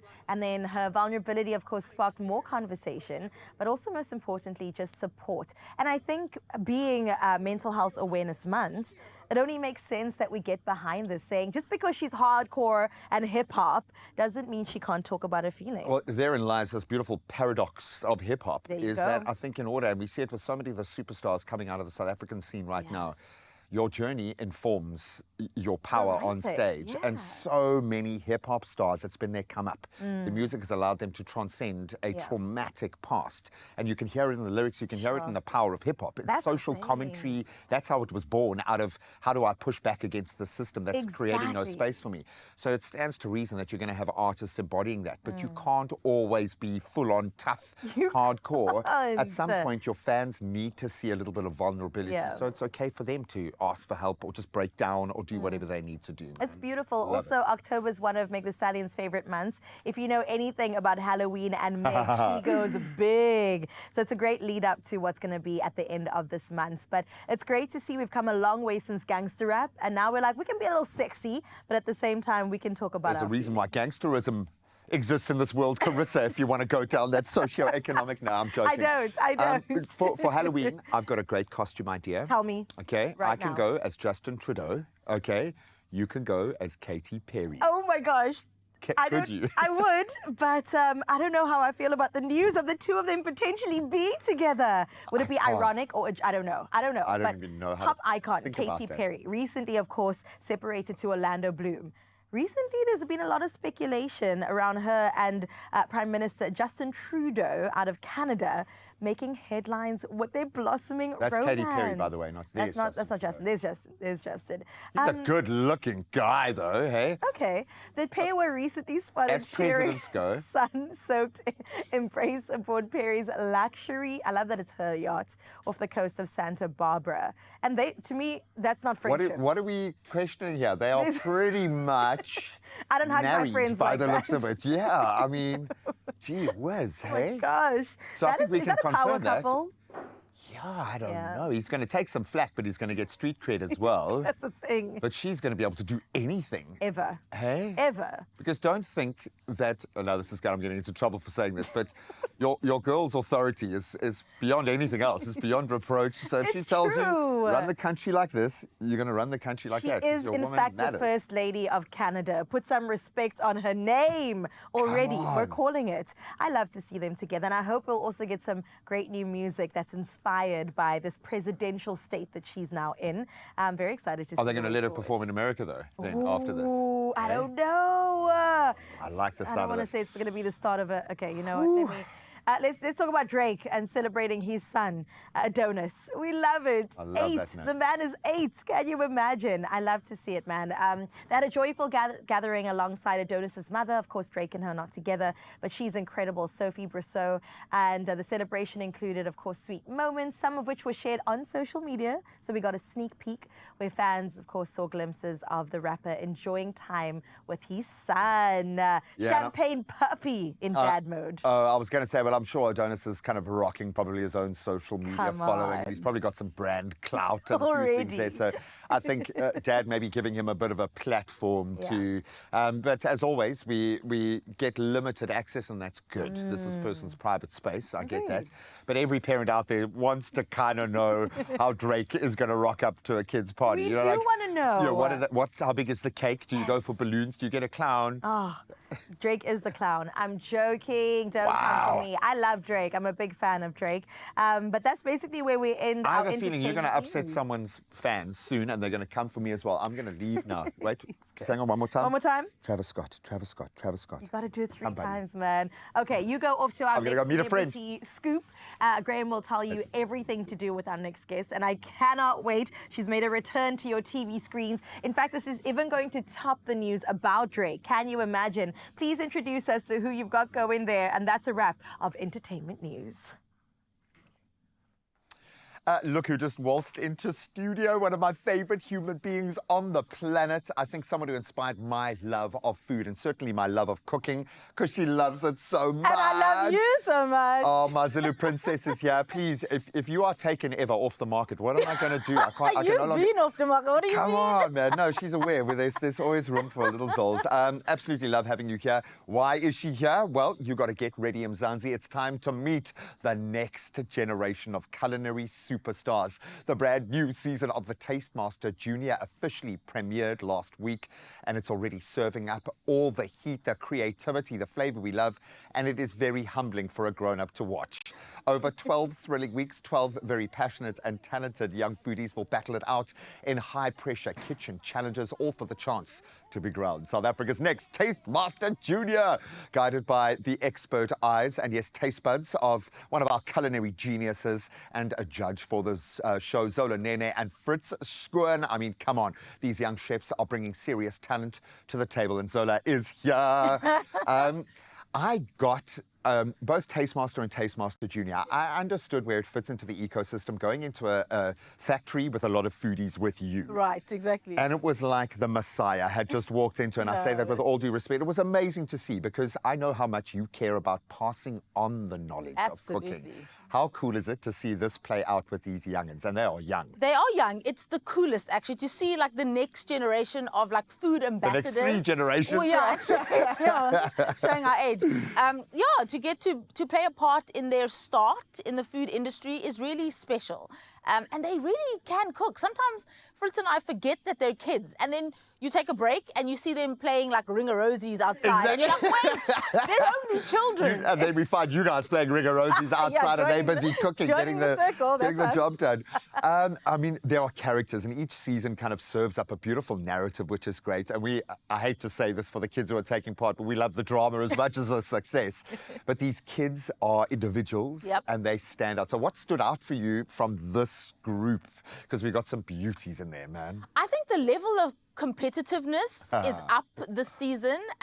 They are still very friendly towards each other, and they play in a team, etc. But they are very aware that, you know, they're playing or baking or cooking for a competition and for money. So, yeah, they are rather competitive. And actually, the level of creativity has been amazing to see this season. So it's like we haven't beaten it out of them. No. They don't know that they're not allowed to do that, so they do it. Exactly. You know? They think so out of the box in terms of flavor combinations and things. So that's been great to see. And I also like this, having been judged by you.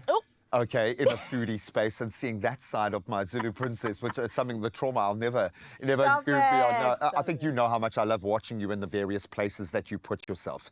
This is slightly different, and you and Fritz have this beautiful energy where you've got to be a bit softer. Because this is about creating culture. But what's that chemistry like? Because you guys seem to just love. I adore Fritz. You see. He is just the best companion when it comes to judging the Tastemaster and the kids as well. He's a father himself, so he knows how to approach them really gently. But the one thing that I can say is, as gentle as it seems, we're still very honest. Because and firm. Firm to the point, and because this is a point to teach them something, right? They've got to learn from their mistakes. So we do still have to be honest about how their, session went, or how they cooked, or how they baked something. But then we give them constructive criticism so that they can learn from it and do better. And that's the point, right? And then you give them a cuddle, or you take them to mom or dad for a cuddle if they need it. Cuddles happening, absolutely. I know we've seen it because a TV set is a crazy space. It is. When you introduce cooking, it gets Intimidating. even crazier. It is. Oh, It's yeah. one of the most terrifying things you can do on yeah. TV. I know. So you've got to be very mindful, and I love the way that the whole team kind of manages that process. Yeah. That being said, we also throw some diabolical twists at these poor youngsters. What are you most excited about? What can viewers expect without revealing too No. much? We don't want What do to. you No think? spoiler alerts here. Exactly. I think you'll be surprised at how maturely they actually react to the curveballs that we throw at them. They take it all in their stride. They're able to adapt really quickly in like weird and wonderful situations. So that's amazing to see for such young people. They're agile. They're children, man. And They're flexible. their level of confidence in their own ability and in executing things is also just always So kudos to the awe-striking. parents of our junior chefs, or the caregivers that have brought him to that point. 100%. You've hit the nail on the head when you talk about the learning curve here. You also get to learn a lot when you've got to go back to the very basics. Generally, when you're cooking with one of us on TV, you've got to go back to really dressing it down. But I'm starting to see a trend now within young people who do back themselves. They're purpose-driven. They can create content. They can put themselves out there. They can collaborate. For those in the foodie space, what advice do you have beyond entering Tastemaster Junior next season that you must?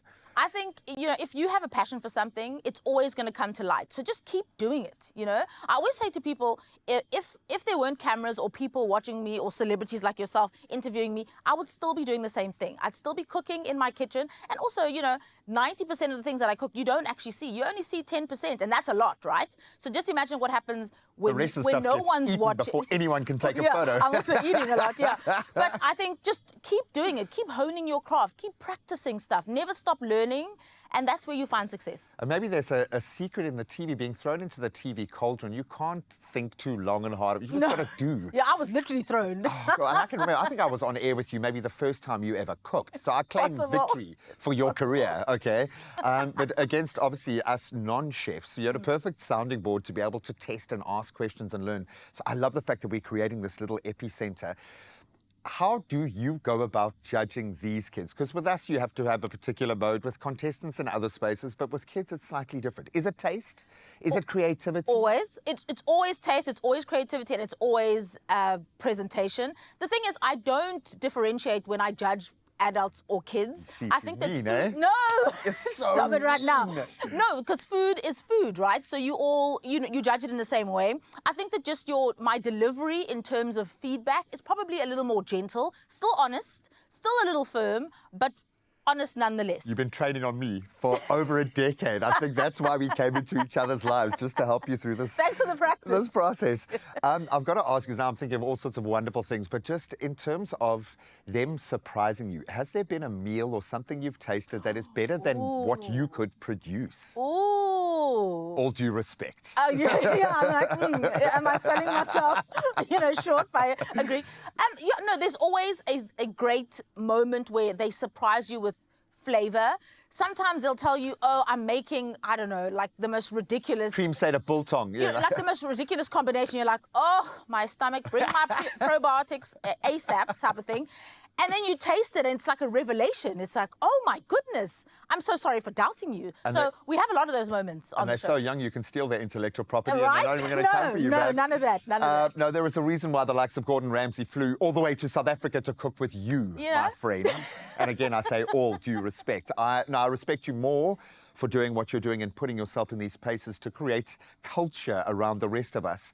Thank you. Thank you. And I think I've learned to cook just by osmosis, by being close to this incredible human being. And you can get close to her and the incredible array of young chefs battling it out. Catch the new and very exciting season with all its twists of the Tastemaster Junior. It's every Tuesday at 7:30 p.m. on SABC2. But before we wrap up, we're obviously not going to let Sola go yet. She's got to walk through the kitchen to get to the exit door. And she's going to be baking up a delicious blueberry and nachi cake. It's all of our birthday today.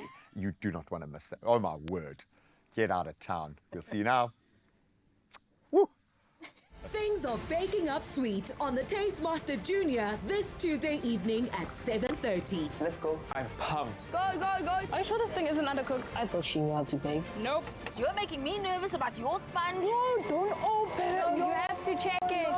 You have to check it. Don't like me shouted it. That's the Taste Master Junior, Tuesday evenings at 7:30. Repeat Wednesdays at 1 and Sundays at 4 p.m. Only on SABC2.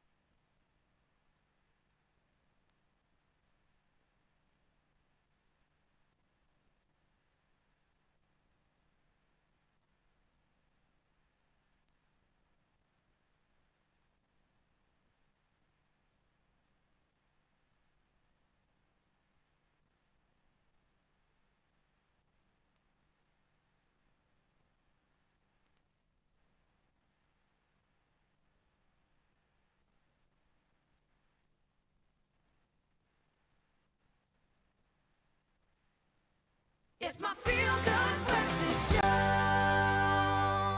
It's true, it is your Feel Good Breakfast Show, and welcome back. Thank you for spending your Tuesday morning with us. And right now, we want you to hold on to your spatulas because things are about to get very delicious. Beloved chef and Tastemaster Junior Judge Zola Nene is on cake duty today. I'm just a sous chef, okay? Whipping up a show-stopping blueberry and nachi cake. I've never heard of this. Crowned with rippled blueberry frosting, guaranteed to make your sweet tooth sing. Not because you have cavities, but because you're very happy that we're having a delicious cake. Zola, yes. Blueberries, yep. Nachi. Yes. Where did this come from? Well, I mean, citrus and blueberry, classic combination. Usually it's lemon, but I thought, you know, we're nearing the end of nachi season, so let's make the most of them right now. Okay, I'm going to put you to work, stations. okay? So the first thing you're going to do, we've got some caster sugar in here, and you're going to zest just the zest of the nachis in there, and then give it a rub for me to release the oils. What am I rubbing? The nachi zest into the sugar. But you got to zest it. Wait, okay, There you go. I got to zest it first. So you're getting me so This many is going well. This is going really well. Okay. Yeah, so just like zest, this, so just the orange part into there. You're going to do all of those. And then once all the zest is in there, give it a rub with your fingers just to here? release, to release the oils of the nachi into the sugar. Okay. So that helps develop, flavor from early on. Okay. So in here, while you do that, I'm gonna, if I'm gonna stretch over, Please go ahead. grab the spatula. We've got some room temperature softened butter going into the blender here, and then we're going to get that sugar. Oh, let me hurry up then. Yeah. You gotta work speedy. Pretend it's the Taste Master Junior. The clock is ticking. Go. Okay, while you do that, I'm gonna mix the dry ingredients. So we've got some self-raising flour, and for some extra boost and lift, we've got some baking powder, which I'm mixing in there. This flour's already been sifted, but I am not too particular about sifting for like kind of a casual cake like this. Something like an angel food cake or a genoise sponge. You want to, sift so you don't get lumps, but this is kind of So are you easy stuff. telling me, I feel like you are breaking the internet right now. How? And national TV. Sifting is not always necessary. Oh, I don't want you to quote me. I'm just telling you my feelings about Your things. feelings. Yeah. So purists will say always sift, but now we get really good quality flour. There's nothing, you're not going to find any crazy things in there as well. It's more for aeration than it is to kind of remove things. Impurities. Okay. Yes. Okay. Then we're going to use 5 large eggs. I do like to crack them into a separate bowl first, just in case you've got a dodgy egg, but I think we're all good here. Okay, how are you doing there? Yeah, we Almost give you there? the perfect eggs every time. You Am I do? doing all 4 of the nachos? Actually, that'll be fine. That'll be So good. you give it a rub, and then we'll go from there. And then also for wet ingredients for this cake, so I've mentioned the eggs, I mentioned the butter. I'm just waiting for the sugar. We're going to cream the sugar and the butter. Then we're going to add the eggs one at a time just to get them incorporated. And then for wet ingredients and for moisture and also for flavor, we've got some amasi, or you could use buttermilk. Yeah, but I vibe with amasi. I eat it by the spoon. Just like that? Just as it is. It's delicious. Why not? It's delicious. Can I tell you, our cameraman Pete told me a little bit earlier that he uses amasi and he makes cottage cheese out of it. Oh, right, and a more affordable version. This is what he's saying. Listen, Pete, my life. I respect it, my brother, I respect it. Okay, then we've got some oil here. This is actually also for moisture, also for tenderness in terms of the sponge. I'm going to take this and start creaming it. I hope that's rubbed enough for you. That looks perfect. You just want to rub it until it releases those oils. And then the oil is also for shelf life of the cake. It actually helps it stay fresher, softer for longer. Okay, so here's the question. When it comes to cake, because obviously if it's a whole cake, I'm not finishing it in a day. Aren't you? Well, not on a good day, maybe on a bad day. How do you retain the freshness? Do you put it in the fridge? Do you freeze it? So I don't like refrigerating cake if you don't have to. So once you've got the buttercream on, absolutely, it kind of protects it. But once you start slicing it and stuff, not so much because it goes stale, right? The fridge absorbs the moisture or takes the moisture out of the cake.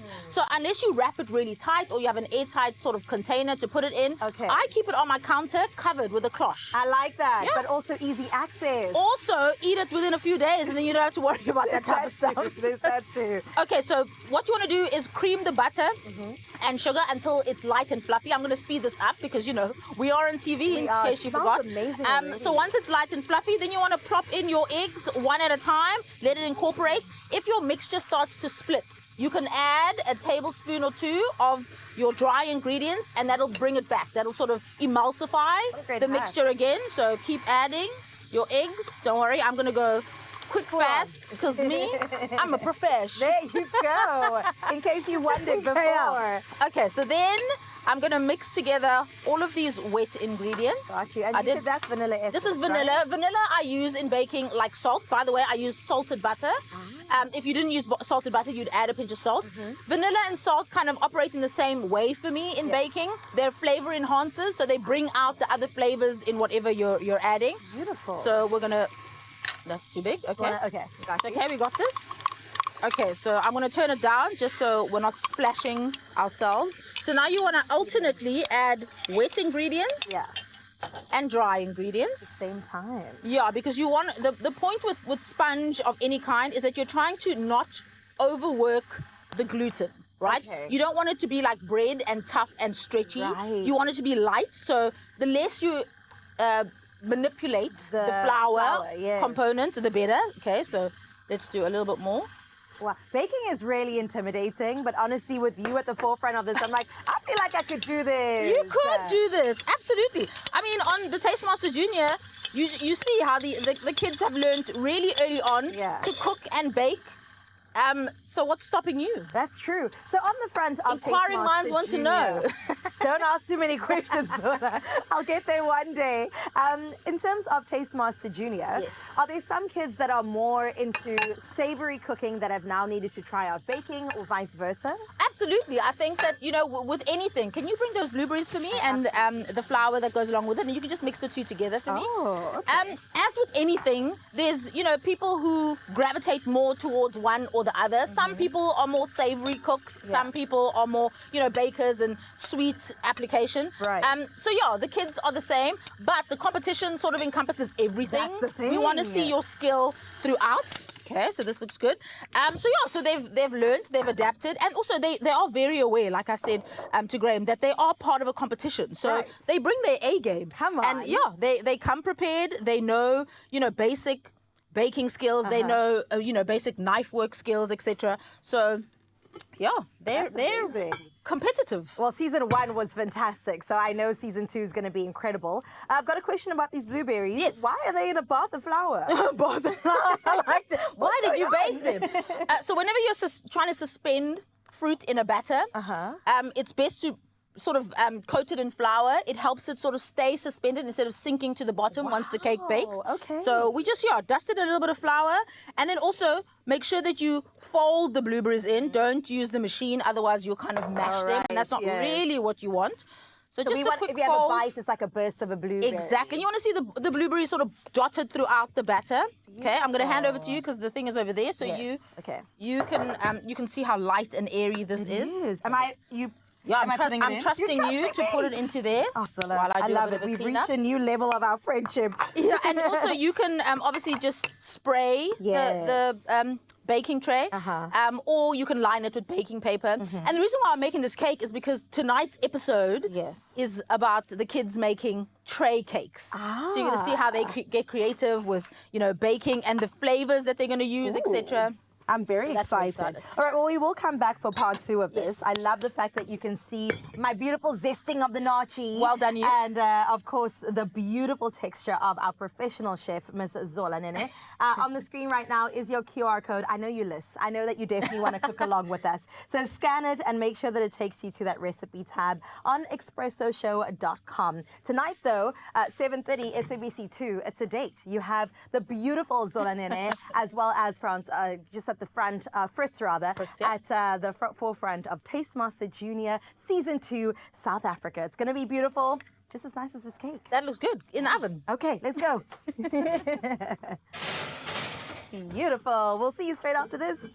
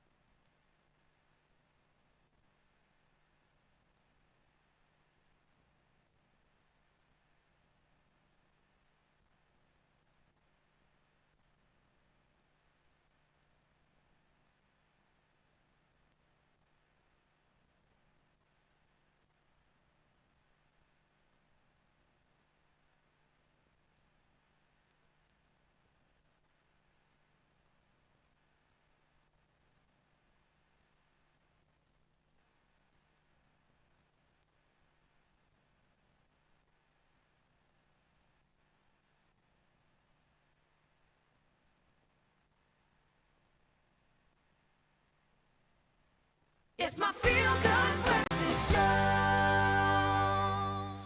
Welcome back, you beauties, as we get geared up for one final hour of this amazing Tuesday morning. Thank you so much for plugging in. Let's see if we can give you your due, and I'll give it in the form of 140 million rand. I say that like I'm giving the money. Powerball is stepping up. We've had some massive jackpots. 140 million rand might be one of the biggest ever. So please, when you can, get your tickets. You can do it in store as soon as they open. You can go online, nationallottery.co.za. You can use their mobile app. You can use your own cell phone banking app. Generally has like a little drop down you can use. Or you can just dial *120 *7529 hash and get the USSD and just follow the prompts. It is so easy. This is a big one. Please, we'd love to report on someone just having the most amazing life-changing journey start next when the next big draw is done. So get on it right now and all the best of luck. Well, you can see how excited I am to dive into the final hour of the show, and you should be too. But we do get those official duties out the way. Let's get the news and sporting headlines down, and then the fun can begin again. Well, thank you so much, Gray. 1 minute to the top of the hour. Let's get into your 8 o'clock national news headlines. Now we get started with the Special Investigating Unit, or SIU, who has received approval to expand its probe into alleged corruption at the National Lottery Commission after President Cyril Ramaphosa signed a proclamation amendment.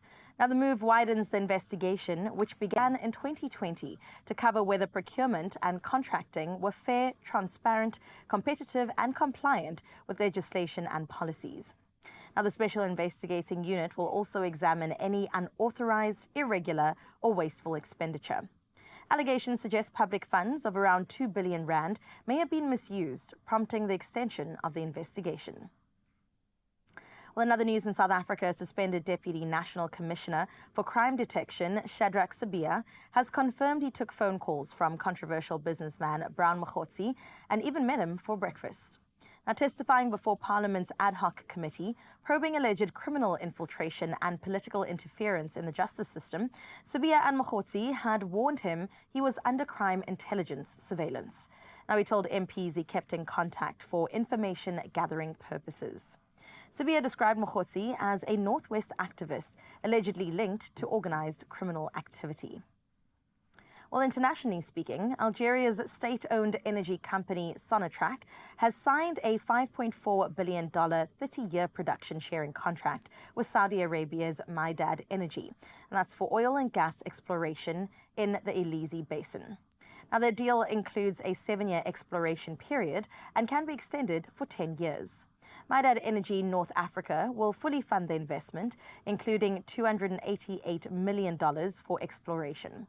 Now, Sonatrach said it intends to continue pursuing foreign partnerships to boost output and modernize infrastructure as the country aims to strengthen exports and invest $60 billion in the sector over 5 years.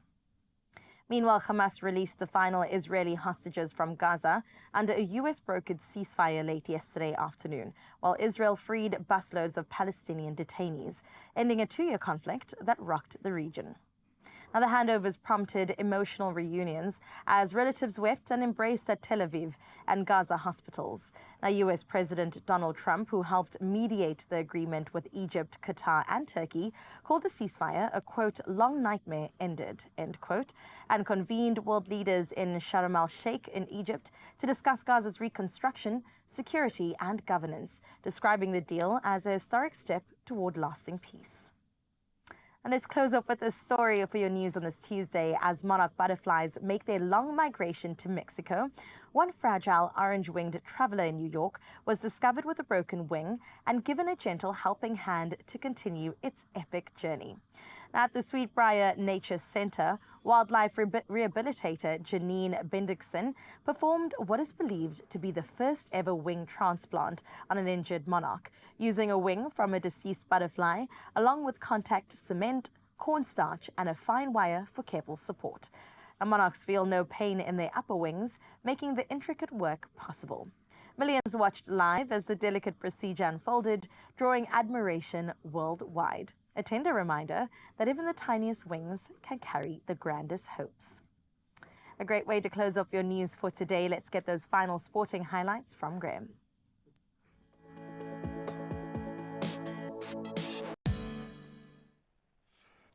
Thank you so much, my friend.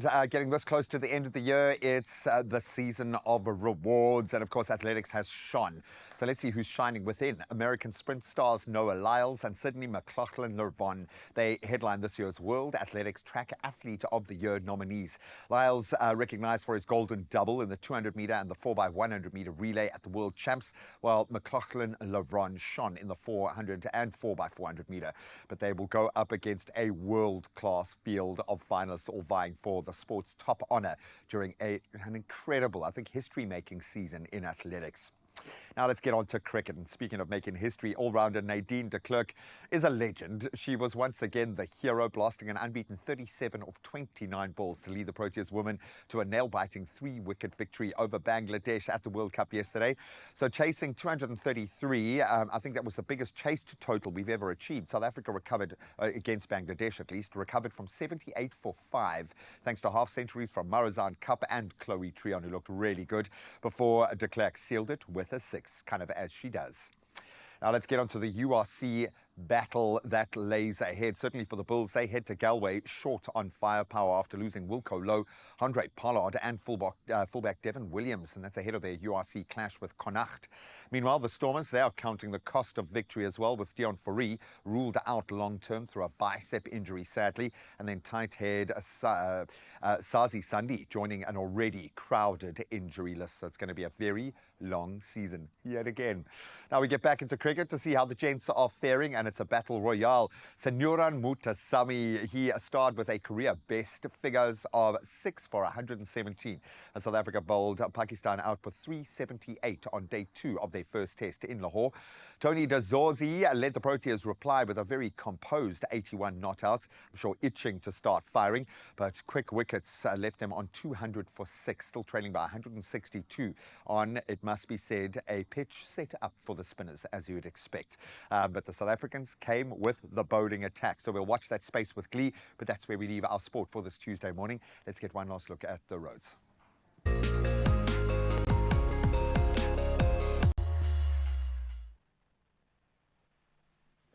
Thank you, Graham, for those incredible sports headlines. Let's jump into your traffic, South Africa. Starting off in KwaZulu-Natal and Pietermaritzburg, a multi-vehicle accident has occurred on the N3 southbound after Hilton interchange, resulting in a left lane closure. Traffic is extremely slow-moving. Motorists are urged to avoid the affected route and make use of alternative routes. Moving over to Gauteng and Sandton, major delays are in effect on the N3 northbound before Buccleuch interchange, and this is due to roadworks. The left lane is affected, with the back of Q towards London Road due allow for added travel time. And into our hometown in Cape Town, in Bellville, heavy congestion is reported on the N1 inbound at Durban Road. Motorists are advised to expect delays and consider alternative routes where possible. Wherever you're heading, remain cautious behind the wheel. Let's head to Kutle for your weather.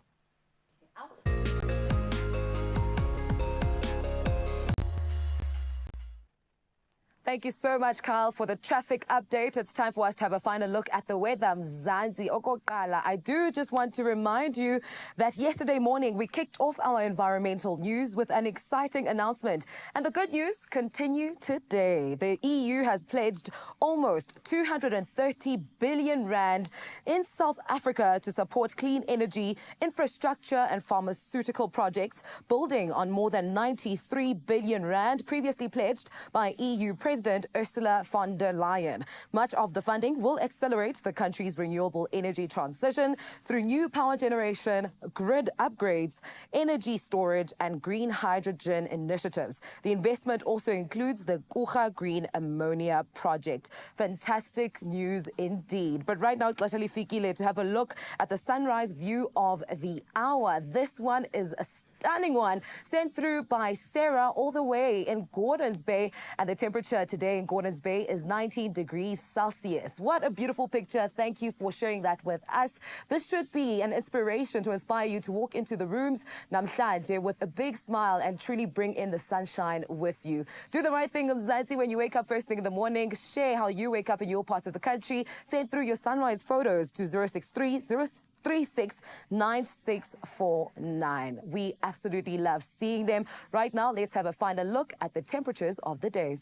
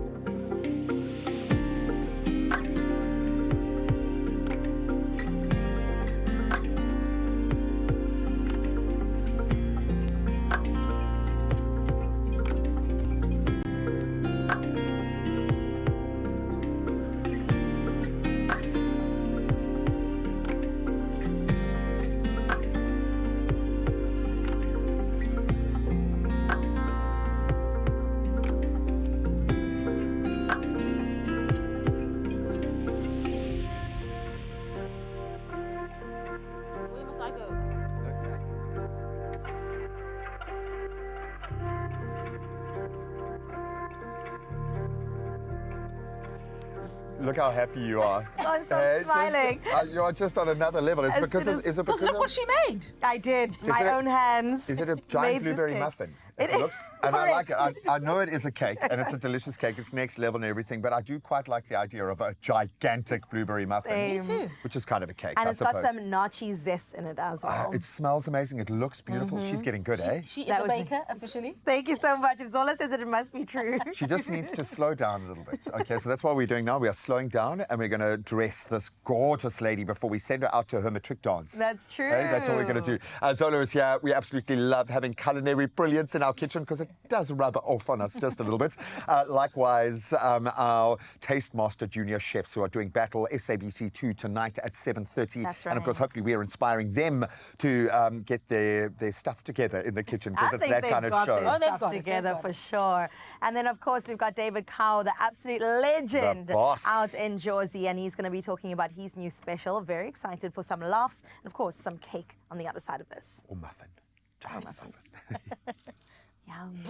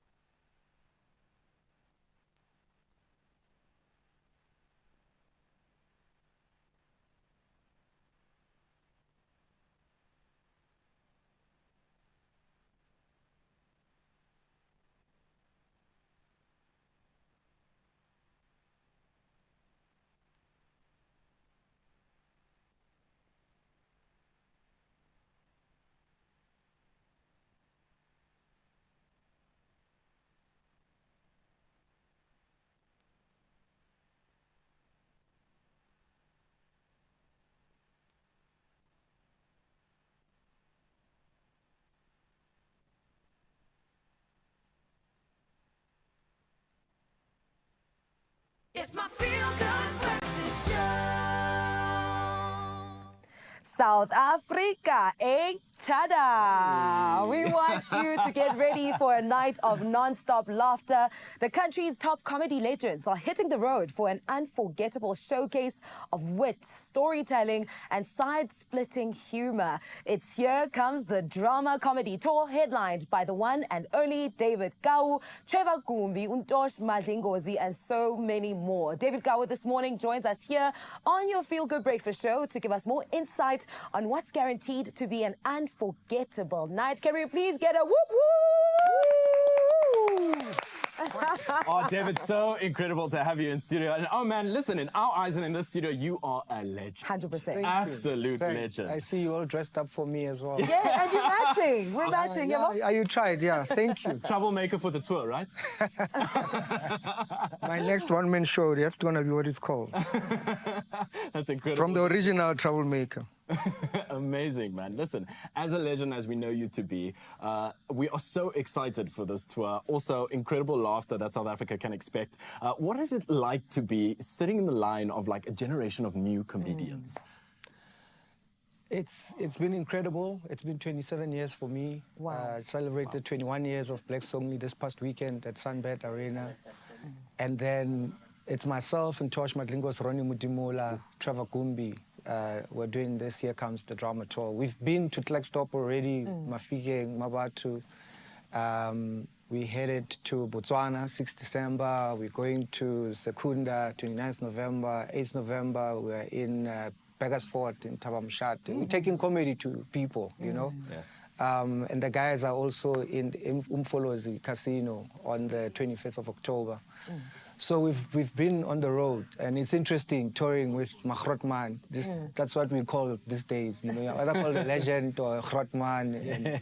And of course, there's so much new talent in South Africa as well. So wherever we go, we pick up a local comedian that joins us on the tour. Wow, that's incredible. So the next one is on the 25th of October, right? That's in Mpangeni. In Mpangeni. Yeah. Now, I want to find out what's the inspiration and story behind the title, Here Comes the Drama. It's in Tosh Matlingos, actually. So the joke is that we all thought we were going on this crazy tour.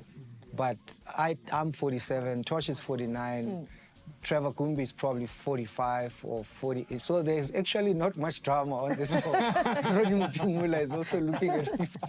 So there's a lot of exchanging of medication, more than any drama.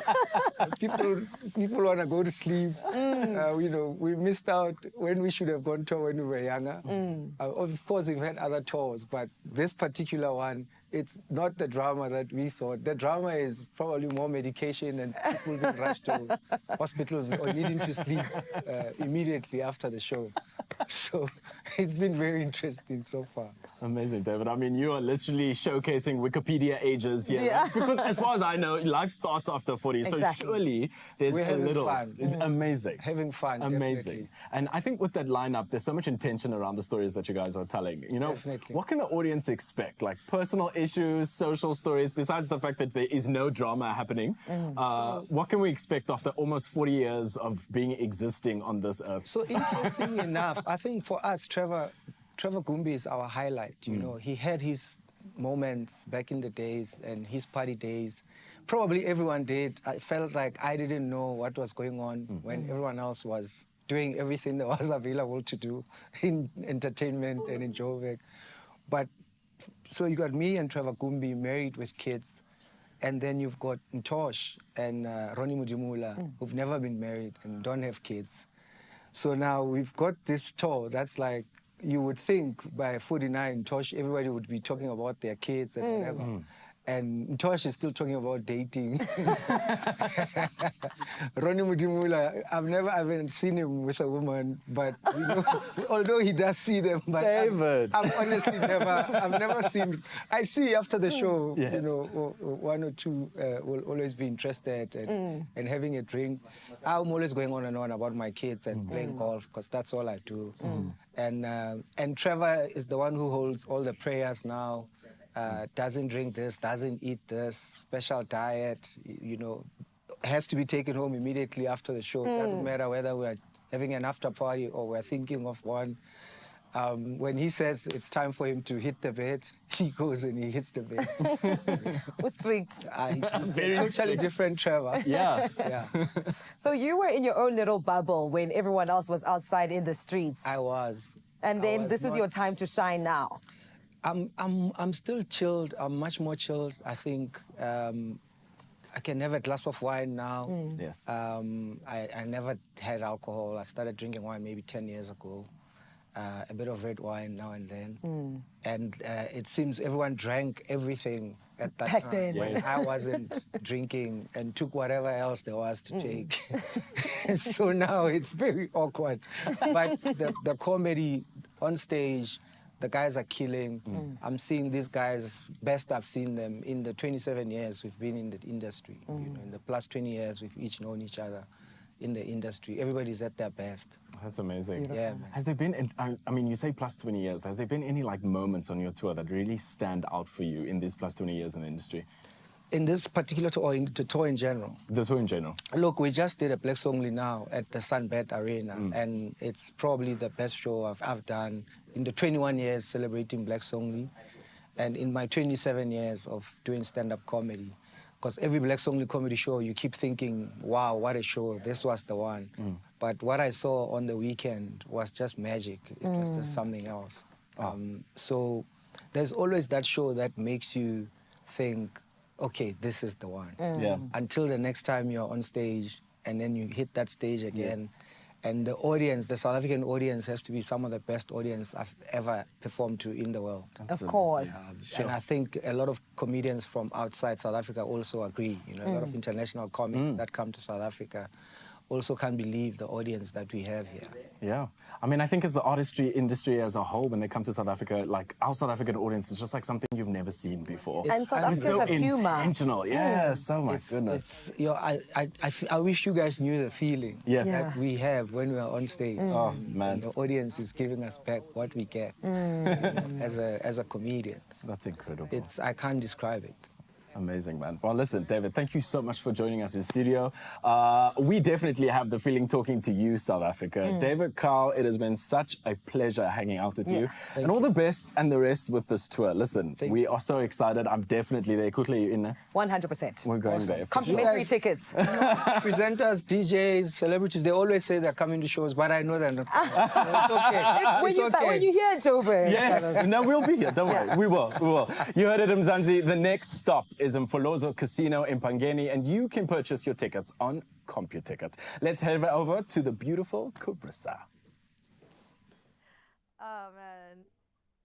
What a great conversation that was. Thank you so much to K-Squared and David Cow. We definitely look forward to so many more laughs going forward. For now, though, it's a serious matter. Sola Nene is back in the kitchen to finish off her gorgeous blueberry and nachi cake. And with the second episode of Taste Master Junior's Season 2 airing tonight, she's here to get you inspired to bake along at home. So we've got the cake. Yes. Now we need to decorate. This is the best part, actually. It is the best part, and Okay, you're going to let's help me swap over decorate. again. Okay, so Yes. here we've got some cream cheese frosting, which I think is nice with the blueberry, the tanginess. Agreed. And then here we've got some blueberry compote, which we just blended. So basically nachi juice, blueberries, a bit of sugar, cooked down, and then blended, exactly. So I'm just going to do a little bit because we want to ripple this into the frosting. All right. Just to give us a little bit of, you know, color and interest. I love these terms I'm learning today. Let's ripple them away. We're just going to ripple it. So we don't want to color it completely. We just want to fold it a few times. And it'll continue to mix as we put it into the piping bag. So here I've got two piping bags, one for you, one for me. So surprise, you're going to help me decorate. And I've just got it in a glass, which helps it, as you can see, make it easier for me to actually fill them. Right. In here, the piping bag has a star nozzle on it. And whenever you put the star nozzle, make sure you twist before you start filling, otherwise the filling starts running out straight away, and that's not what you want. Okay. This looks like the best kind of ice cream. Like, I feel like I'd eat it straight out the bowl. You reckon? Yum. I love cream cheese frosting. Like I say, I love the tang that the cream cheese gives. Agreed. But if you wanted to use like a buttercream of sorts, then you're welcome to as well. You know what? Your confidence in the kitchen gives me confidence, Sola. So I feel like I can do this. Good. And as a new wifey, you need that confidence in the kitchen, right? I was literally just telling Zola that my man's got the biggest sweet tooth. There you go. So I need to step up my game when it comes to the sweeter desserts and things like that. You do. And today is step one. Okay, so we've got, can you see how it's all rippled and beautiful? So for you, now you can untwist it. And then you can push to the bottom. Okay, this one is ready for you. Okay. So I'm just going to twist it so it doesn't come out the other side. So please do. So hold it tight and hold it up just because it's a bit warm in here, so our frosting is a little bit loose, but that's okay. That's okay. Okay, let's walk over to your beautiful cake, ma'am. My cake. Do you hear that? Cake, It's yes. mine. Look how stunning. And if Gray wants to eat it as a muffin, absolutely. At this point, it is a muffin because after all, a cupcake or a cake is just a dressed up muffin. That's so the here we go. thing. All right, so let's go. Let's do some big swirls first. Okay, lovely. You do the same. Go ahead. I'll do it in this corner Yeah, here. you do it wherever you want. Round. And we're just, you know, doing whatever feels good. Do a few more. Oh, more? Oh, look at yours. Yeah, you can do them in different sizes as well. Mine, I went just a little like bit extra there. And then you can also just do little peaks like this. Oh. See? And look at us creating Oh my art gosh. together.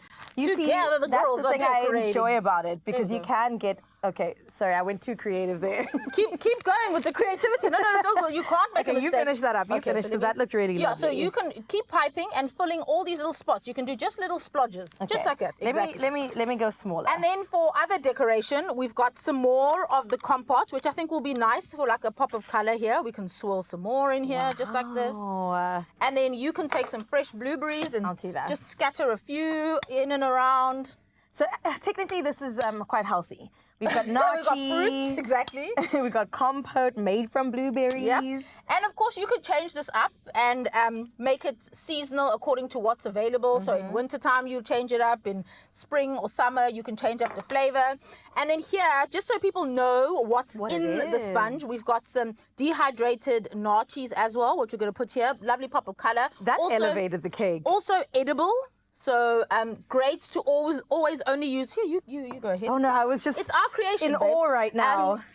Use a garnish that is edible. Yeah. You know, don't, especially with the cake. You know, you're not going to.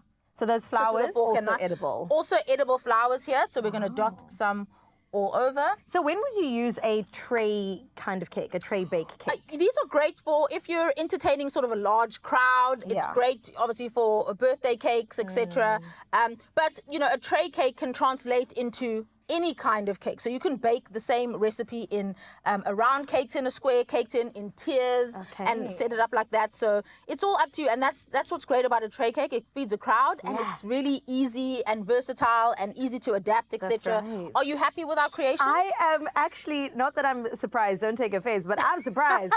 This is incredible. Like, this went up by a good 300 Rand when we put those orange slices on it, period. Okay, we leveled up. We leveled up. There we go. So there it is. Gorgeous. Blueberry and nachi tray cake. I love that. So according to Graham, just a muffin, a blueberry one. So he'll eat it on its own. A prettied up muffin. Prettied up muffin. For us, we would slice it. So you would do blocks of slices. Yeah, so right? I would, exactly. So block it off and slice it. And depending, if you're feeding young kids, obviously you get more out of the cake. Adults, a little less. But also you can decide, you know, you can decide how big you want the slices to be. Zola's done it again. What an absolute mastermind. I am so here for it. Okay, so 7:30 tonight on SABC2. Yes. We get another dose of Taste Master Junior. It's going to be exciting. What has been your favorite part of the journey so far? I mean, I really love getting to know the kids' personalities, getting to see them grow in even more confidence as the competition goes on, to see their creativity levels. I mean, they surprise us every single episode. So I'm excited for everyone to experience it. Make sure you watch. Make sure you watch and you root them on. And pick your favorite early on and see if they make it all the way. Oh my goodness, it's on your screen right now, a bit of a teaser as to what's to come.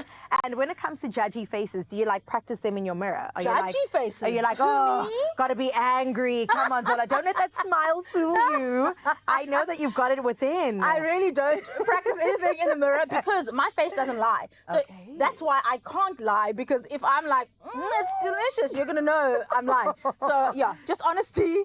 Always. That's the best kind of thing. And I mean, between you and Fist, the judging is going to be incredible. The eating's going to be even better sometimes, some of the times.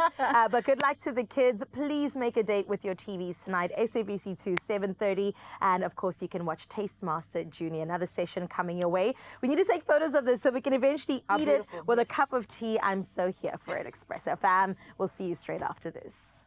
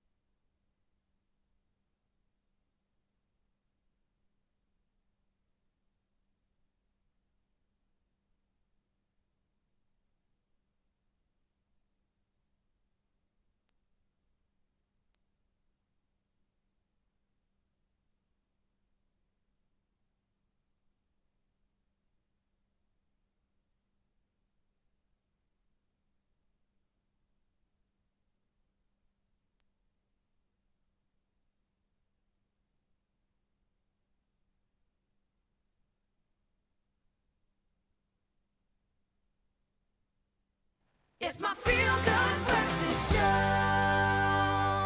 Don't think about it. Sweet or savory? Give me an answer right now. Swavery. Swavery, exactly. Welcome back, you beauties. Yes, in case we gave it away, it's time to play quick-fire questions with Zola Nene, the superstar that she is. My favorite new word now, swavery. Swavery, baby, because that would be quite a foodie thing to do. I mean, salted caramel. Both. Swavery. Exactly. Caramel popcorn. Yep. Swavery. With a Delicious. little bit of... Can I tell you what my recent obsession is? Hyperfixation. Cottage cheese, honey, and salt. Delicious. Wow. Delicious. People be talking about that. Delicious. It's Another one fantastic. you need to try, vanilla ice cream and olive oil, but like a really peppery olive oil. For sure. That's where I draw the but line. I've been on an olive oil little train at the moment. Listen. I'm loving it because don't we Once get you the get best? obsessed, don't come to me. Okay. I'm definitely coming to you. Okay, so we've got a lot of questions. We do. And we want absolute, well, you don't really operate any other way, but honesty. Okay. And don't think too long. Okay. I don't want that calm composure that you normally have on air. Just be a little bit frazzled and give us straight answers. Okay. Okay, I'll go next. Okay. A Sunday plate or a Friday night dinner out? A Sunday plate. Obviously.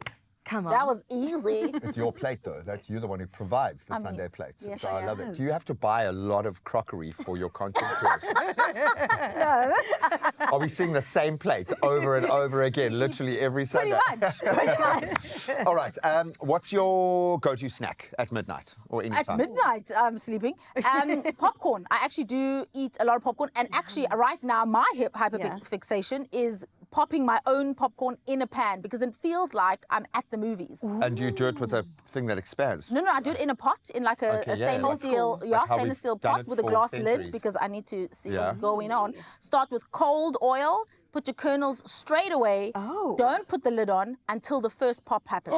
Yeah, guys. This is what we've been doing wrong all this time. But then who gets... what are you going to do about the injury from the first popcorn the first that pop, comes... the first pop is usually very gentle, and I don't look warning. over the pot like that. Just let it happen. You hold the lid as a shield just in case... You Okay, can, sorry, you that's- can. But yeah, that's my some salt, favorite snack. Bit of salt, Aromats. absolutely. I don't like aromat on popcorn. Okay. Now you just I've just being revoked your ridiculous. I like African aromat card. on eggs. That's a vibe, Have you but had not the, on popcorn. The beefy one. The I other haven't. one. Ooh, I okay. haven't. I've never. Yeah. My mother's worrying. Next question. One ingredient you just can't live without. Oh goodness me. Savory or sweet? Okay, let's go savory. Swavery. Cheese. I get it. Yeah. I get it. Wow. Yeah, okay. cheese. I mean, That's clever. Yeah. Is there one recipe, because you share a lot, is there one that you will never share? oh. This came from another chef, so I think he has an agenda. No, do you know why? Because my entire sort of love for food is about sharing. So I don't know. I don't really gatekeep recipes. I'm like, go ahead. Even the way you're saying that makes me think you've got one. No, there somewhere I really in there. don't. I really don't. I You've really just don't. forgotten it, I think. That's Oh yeah, I've forgotten the one recipe I don't want to share. Conveniently. Yeah. Hot sauce, yes or no?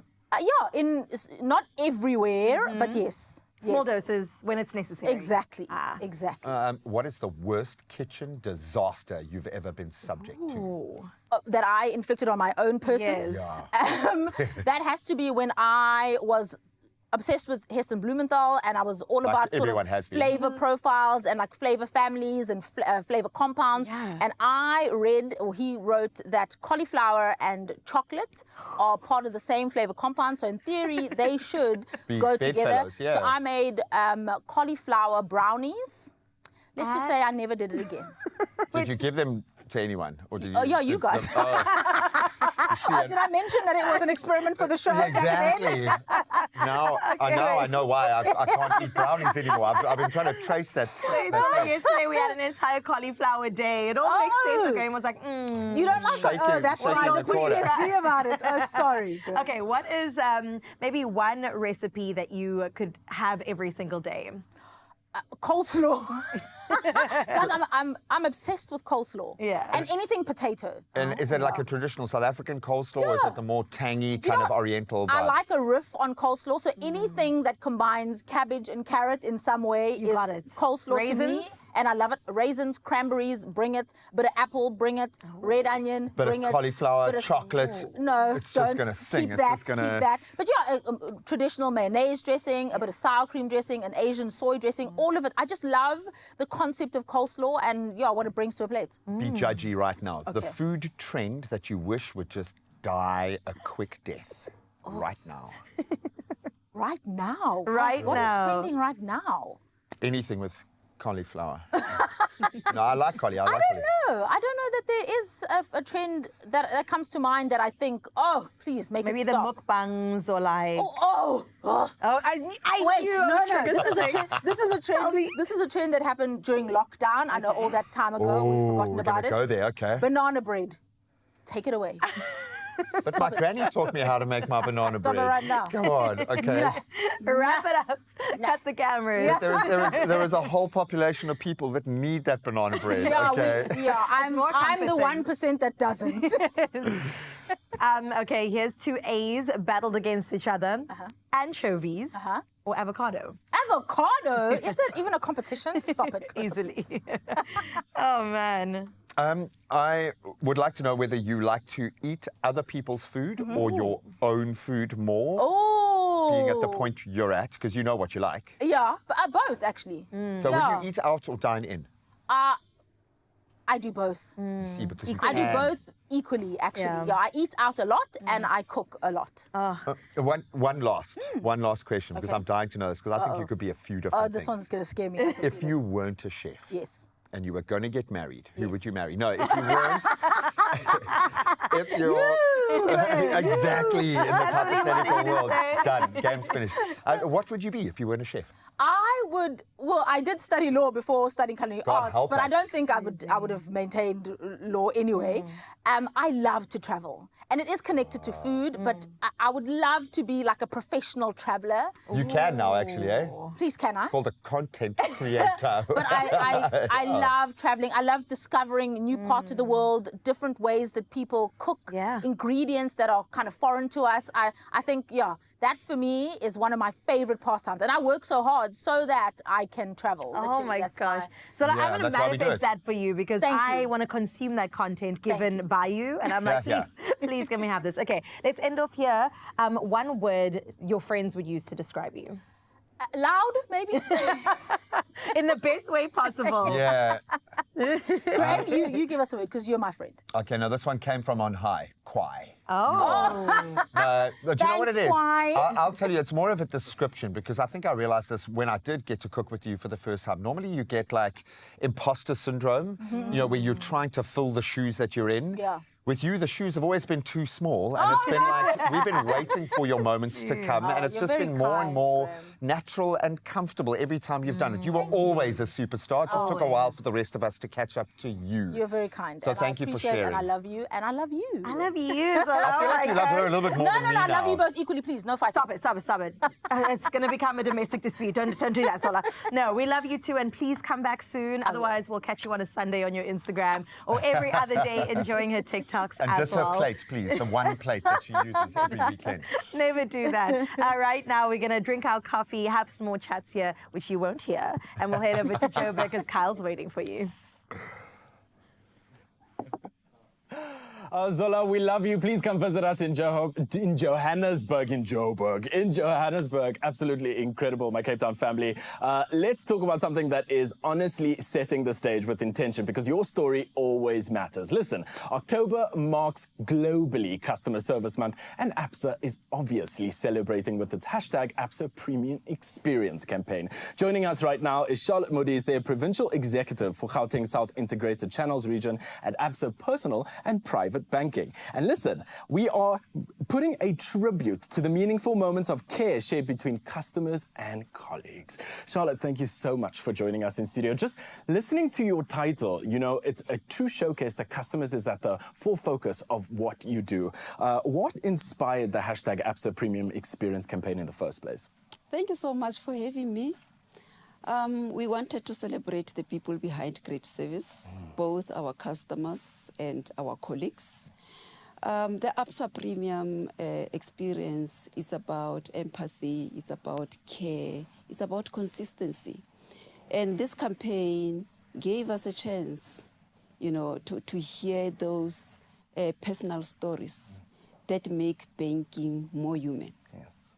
That's beautiful. And I think you need the human experience when you're dealing with finance. And talking about the human experience, you know, I think with the ABSA CSI, what we're doing here is really your story really matters. Why do you believe it's important to celebrate customers this month in the first place? Customers are part of our story. So are the people, or the incredible people that service them every day. You know, we have received a lot of heartfelt stories where customers posted about the incredible time that they had in ABSA, about the service that they experienced at ABSA. They even went further to appreciate our frontline colleagues. And I'm referring to our tellers, our customer service clerks, our branch managers, and our consultants, the people who brings premium service to life. You know, one of the customers acknowledged one of our colleagues at ABSA Val Mall. Her name is Puselezo, for giving her great service. Wow. You know, this customer took time to go and post this to ensure that everyone sees this. One of the customers also recognized Olga in one of our branches for taking time to ensure that they meet the needs of the customer. And these are some of the connections that makes banking more human. Absolutely. You know, through ABSA, through hashtag ABSA Premium Experience and my hashtag My ABSA, we have seen a lot of customers, you know, showing interest in sharing these stories. And as a token of appreciation, as the bank, we have gave away about 20,000 in cash prizes to some of those customers that took time to celebrate this with us. That's amazing. I really love what you guys are doing this year. It's been so exceptional to hear the storytelling. And you know, ABSA has really turned ordinary South Africans into storytellers where they get an opportunity to share their experience also. And in that experience, a lot of things also go wrong, you know? And you guys have included that in this hashtag ABSA Premium Experience campaign. Why sort of move into that route? We believe that honesty builds trust. And the FSCA's report encouraged everyone in the banking sector that we must keep on improving. We know that sometimes things won't go the way we want to. We know that sometimes we won't make customers happy, but it's more around how we respond, how we care, and how we recover. That makes a difference to a customer. That's beautiful.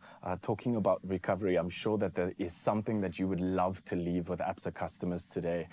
Coming from yourself, where I think your title is so customer focused, what is it that you would like to leave with ABSA customers today? Look, we are about a customer. Everything that we're doing it for a customer. As customer and colleagues are the people behind the service that we're providing. And in this month, and also on a daily basis, we still encourage our customers to give us that honest feedback so that we can work on it. We are open to say, if you're not going to give us that feedback, we want to know what to fix. But if you give us the feedback, we will make sure that you receive that premium service. I mean, great service isn't just about systems, right? Before we let you go, Charlotte, tell us, what does this ABSA Premium Experience campaign mean in the first place? This means that customer comes first. This means that our colleague comes first. This means that service is everything. We are nothing without our customers. Our customer stories matters, and we need to ensure that we encourage them to keep on sharing those stories with us. Amazing. You know, it's been incredible to have you in studio. And again, just full focused, I think, on the customer experience. It's really what we need, the human experience, especially when we're dealing with our finances. And I think you really leave the book open for all of our customers to write their own story. And that's really incredible. Thank you so much for joining us in studio today. My feel-good family, you know for a fact that ABSA wants your story on the forefront. They want it on the title, and they want you to write your experience with them. And they're willing to include absolutely everything, because great service isn't just about systems. It's about people. And from Mall to Bonneville, ABSA's Premium Experience celebrates the everyday moments where customers feel seen and supported. So share your story with us, and don't forget to use the hashtag ABSA Premium Experience and also our favorite hashtag, MyABSA. Whatever your reason to go, you could get up to 100% off on flights. Book on our banking app. Your story matters. All right, Mzansi. All right, let's get into it. Listen, we've been having so much fun with this game in particular, just discovering and exploring South Africa and all the, I'm going to say it, hidden gems along the way. But now it's time to put your travel smarts to the test with Where in South Africa? Where in South Africa, man? And I love this game because you can actually go and discover these places for yourself. So this is a game that takes you on an epic road trip across our beautiful country. No passport required. We're going to drop 3 clues about a well-known local gem, as Car said. I think you can guess the destination. Well, then play along with us. Please do. We can't give you anything for this game, but I promise you at the end of this segment, Shall have got something massive for you. Okay. First clue. Do you want to give the first clue? I and I'll do. see if I can kind of wrap my head around this. I'm famous. Okay. I'm not talking about me. I'm famous for my warm ocean waters and golden beaches that stretch for miles. So this could be any coastal place in South Africa so No, but far. it's warm. Oh, So it's it's definitely not here, I'm thinking. I'm home to the oldest surf festival and some of the best waves in the world. Oh my gosh. So now everyone's Surf just fest. Googling surf things. Yeah, it's And you said not. No, I think it's close-ish, Not closer than Muizenberg. we think, Okay. but not right on our border. You'll find me on the Eastern Cape coastline, a true surfer's Wow. paradise. Yeah, one of the biggest surfing things in the world, I think, happens here. Dang, I certainly wish from I South was a African, surfer. But we aren't going to say it right now. Okay. So maybe you guys know at home, think surfboards, think Okay. sunshine, Yes. think seafood, which again could be pretty much anywhere in South Africa. Warm water, warm water. That's Okay, what I'm but where thinking. in South Africa are we? Should we see how the people are Yes, feeling? please. I need some help. Okay, Give let's us some see what clues. is If you don't get the right answer, give us some clues, please. Monique had this to say. Gqeberha, GQ. Interesting. Monique, interesting. I think you're pushing the boat out, excuse the pun, just Okay. a little bit. Let's see if we can get one from Milano, Port Elizabeth, well known as Gqeberha. Okay. Fair enough. You've gone very broad in your region, okay? Let's see, Tammy? Tammy. Morning, that sounds like J-Bay to me. Famous Pew, pew, for pew, its pew, warm pew. ocean waters, golden beaches, world-renowned surfing spots, plus home to Africa's oldest surf festival, the J-Bay Open. Bianca's shaking her head right now, our social media head. She was like, you she should have knew. known this. She knew. She knew. All of us should know. If you don't know, well, maybe now you do, because Basnara's got it on the money, I think. He thinks is Jeffrey Bay. Can't It is take J-Bay. credits. Okay, you're right, my friend. No, clearly you guys know your South Africa a little bit better than we do. And well done. Yeah, well done to you. I want to go there. Okay, thank you. I appreciate that. And when it's time to hit the open road, make every kilometer count with Shell V-Power, specially engineered to clean and protect your engine so that you can feel the drive in every single moment. And that's what it looks like in your engine when the magic is happening, and in your soul and your eyes. No, we could evoke that feeling in you.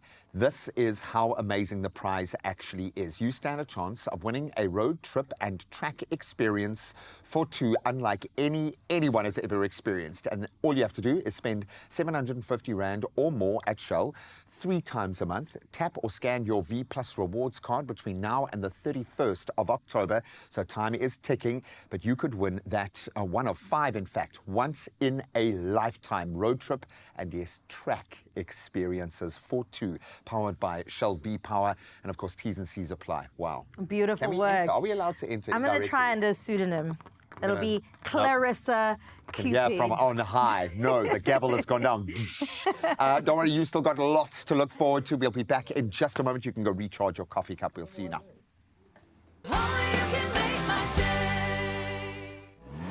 South Africa, it's time to fuel your wanderlust because Shell is giving you and a partner of your choice the chance to win the ultimate South African road trip experience. That's right. With Shell V-Power, 5 lucky couples will win a once-in-a-lifetime road trip and track experience. And entering couldn't be easier. Simply spend 750 Rand or more, tap or scan your V Plus rewards card 3 times this month, and you're in the running. Oh, so please start those engines and let Shell V-Power take you places you'll never forget. T's and C's apply. Find them all at expressoshow.com.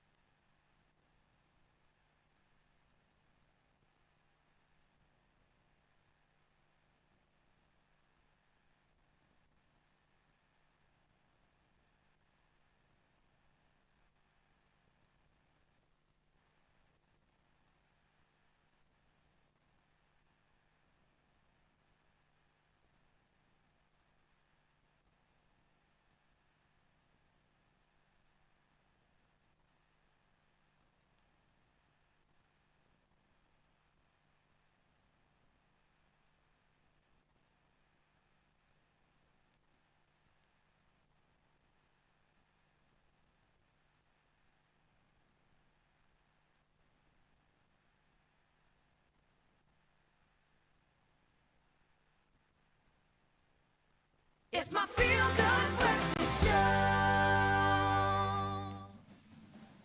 Oh, yes, my feel-good family. Welcome back to your favorite feel-good show. And listen, before we let you go, we wrap things up, we have important stories to tell you. And this one is extremely intentional. And this entire show has been about incredible stories. But this one, South Africa, I think this is something that we face every single day. So listen out. As our lives are moving increasingly online, from passwords to payments, digital security has never been more important. And this Cybersecurity Awareness Month, Maobate Kekane from Absa joins us to unpack the biggest online threats, share smart safety tips, and also show you how to keep your money and your story secure. Maobate, thank you so much for joining us. You look incredible. I absolutely love this topic because I really feel like as South Africans, this is something that we deal with every single day, right? Cyber security, fraud prevention, and data privacy often sound like different issues. What makes them so similar? Thanks for having me. Really an important conversation, and particularly, as you said, it is Cyber Awareness Month. So the more we talk about this and demystify what cybersecurity and all of those different terms you spoke about, the better for all of us, right? In terms of digital safety and how we move online effectively. All of those are really linked, right? So cybersecurity really speaks to our safety online. So things like scams and clicking on dodgy links, etc.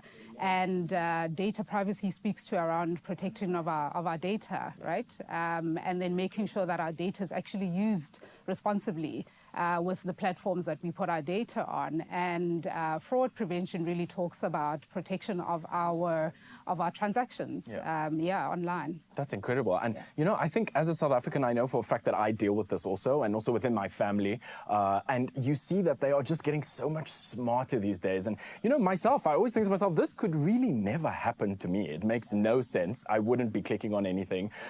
What are the most important threats that you think South Africans should really be aware of right now? Yeah, you're absolutely right. I mean, the scams are really getting smarter, right? And the things we should be looking out for are things like phishing, and that's phishing with a PH, right? So where the lure is actually us as individuals and not the actual phishing.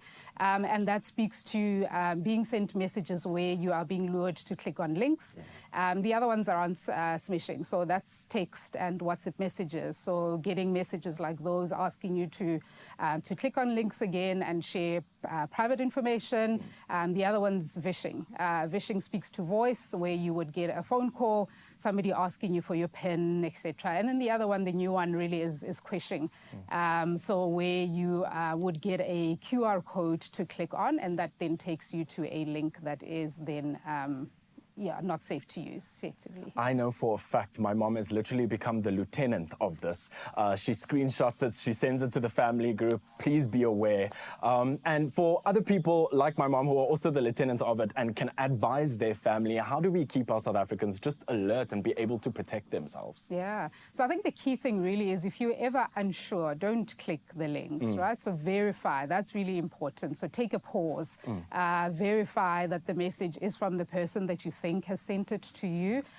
Delete the message is what I would also advise. And if you believe that you have been scammed, I think just phone your bank, right? So, and also when all of us use public Wi-Fi's, right? So if you're in a restaurant, etc., avoid using a public Wi-Fi when you are transacting. So if you're going to be doing a financial transaction, don't do it on a public website, right? And those are the basic things I think that we can do to make sure, and also the things that we post online. So make sure that you're not posting things that are private, things like sharing your location, things like your birthday, even things as simple as that can actually lead scammers to knowing too much information about you. That's going to lead them to, that will land you in trouble effectively. Yeah. I think troublemaking is what stands out to me also. And more importantly, I think the intention of making sure that you're not clicking. I learn something every single day when it comes to Absa. And you guys have really put an emphasis on collective responsibility. Why is that? Yeah, I think what's important to know that when we talk about cybersecurity, it's more than just, it's not a technology or an IT issue. It actually is a people problem, right? And it really is up to all of us to stay aware, stay safe, because when you're aware, then you're then able to share information with your family, as you referenced the conversation with your mom, etc. And also then communities also become better, and we can actually be digitally safe, because all of us are moving towards transacting and using more digital platforms. So the more we are aware and the more we share. So when you know information or where you suspect something, or if you become aware of a scam, etc., let others know, because then we become a much better and digitally wise community. You have really put steps in place as to, as soon as we experience these kind of things, there are steps to take, right? Absolutely. If there's any message that you wanted to leave with ABSA customers today, what is that one message that you'd like to leave them with, especially after this conversation? Yeah, so I think it's really just to take a pause. Really just take a pause, think about, as I was saying, where the message is coming from. Is this something that you want to share? Validate with somebody if you're not sure, if you're getting a message that you're suspicious of. Take a pause, think about it, and let's educate ourselves also. And as I mentioned, all of these may sound technical, etc., but these are just basic things that we can all start doing to make sure that we're looking after ourselves from a digital use perspective. That's amazing. Thank you so much for sharing that with us. Again, ABSA is always at the forefront of making sure that us as South Africans is always protected. Thank you so much for joining us in studio today.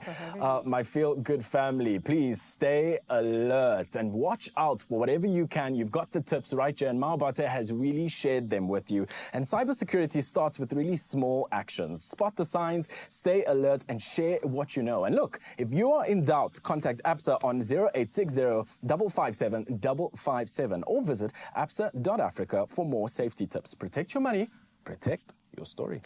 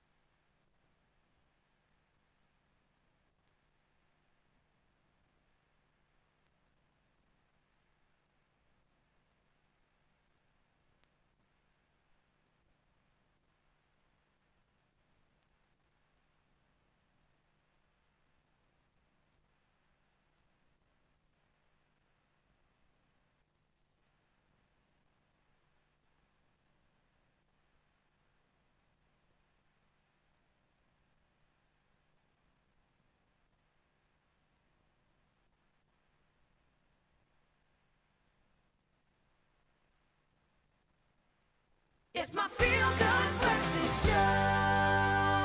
Back for one last thing, vitally important. 140 million rand is sitting in the Powerball jackpot today, so please go and get your tickets in store. Get them online, nationallottery.co.za. Use their mobile app, use your own cell phone banking app, or just dial *120 *7529# and get the prompts.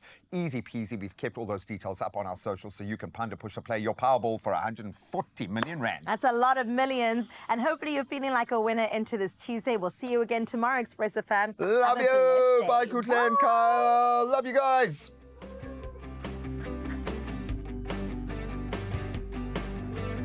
Another Feel Good production.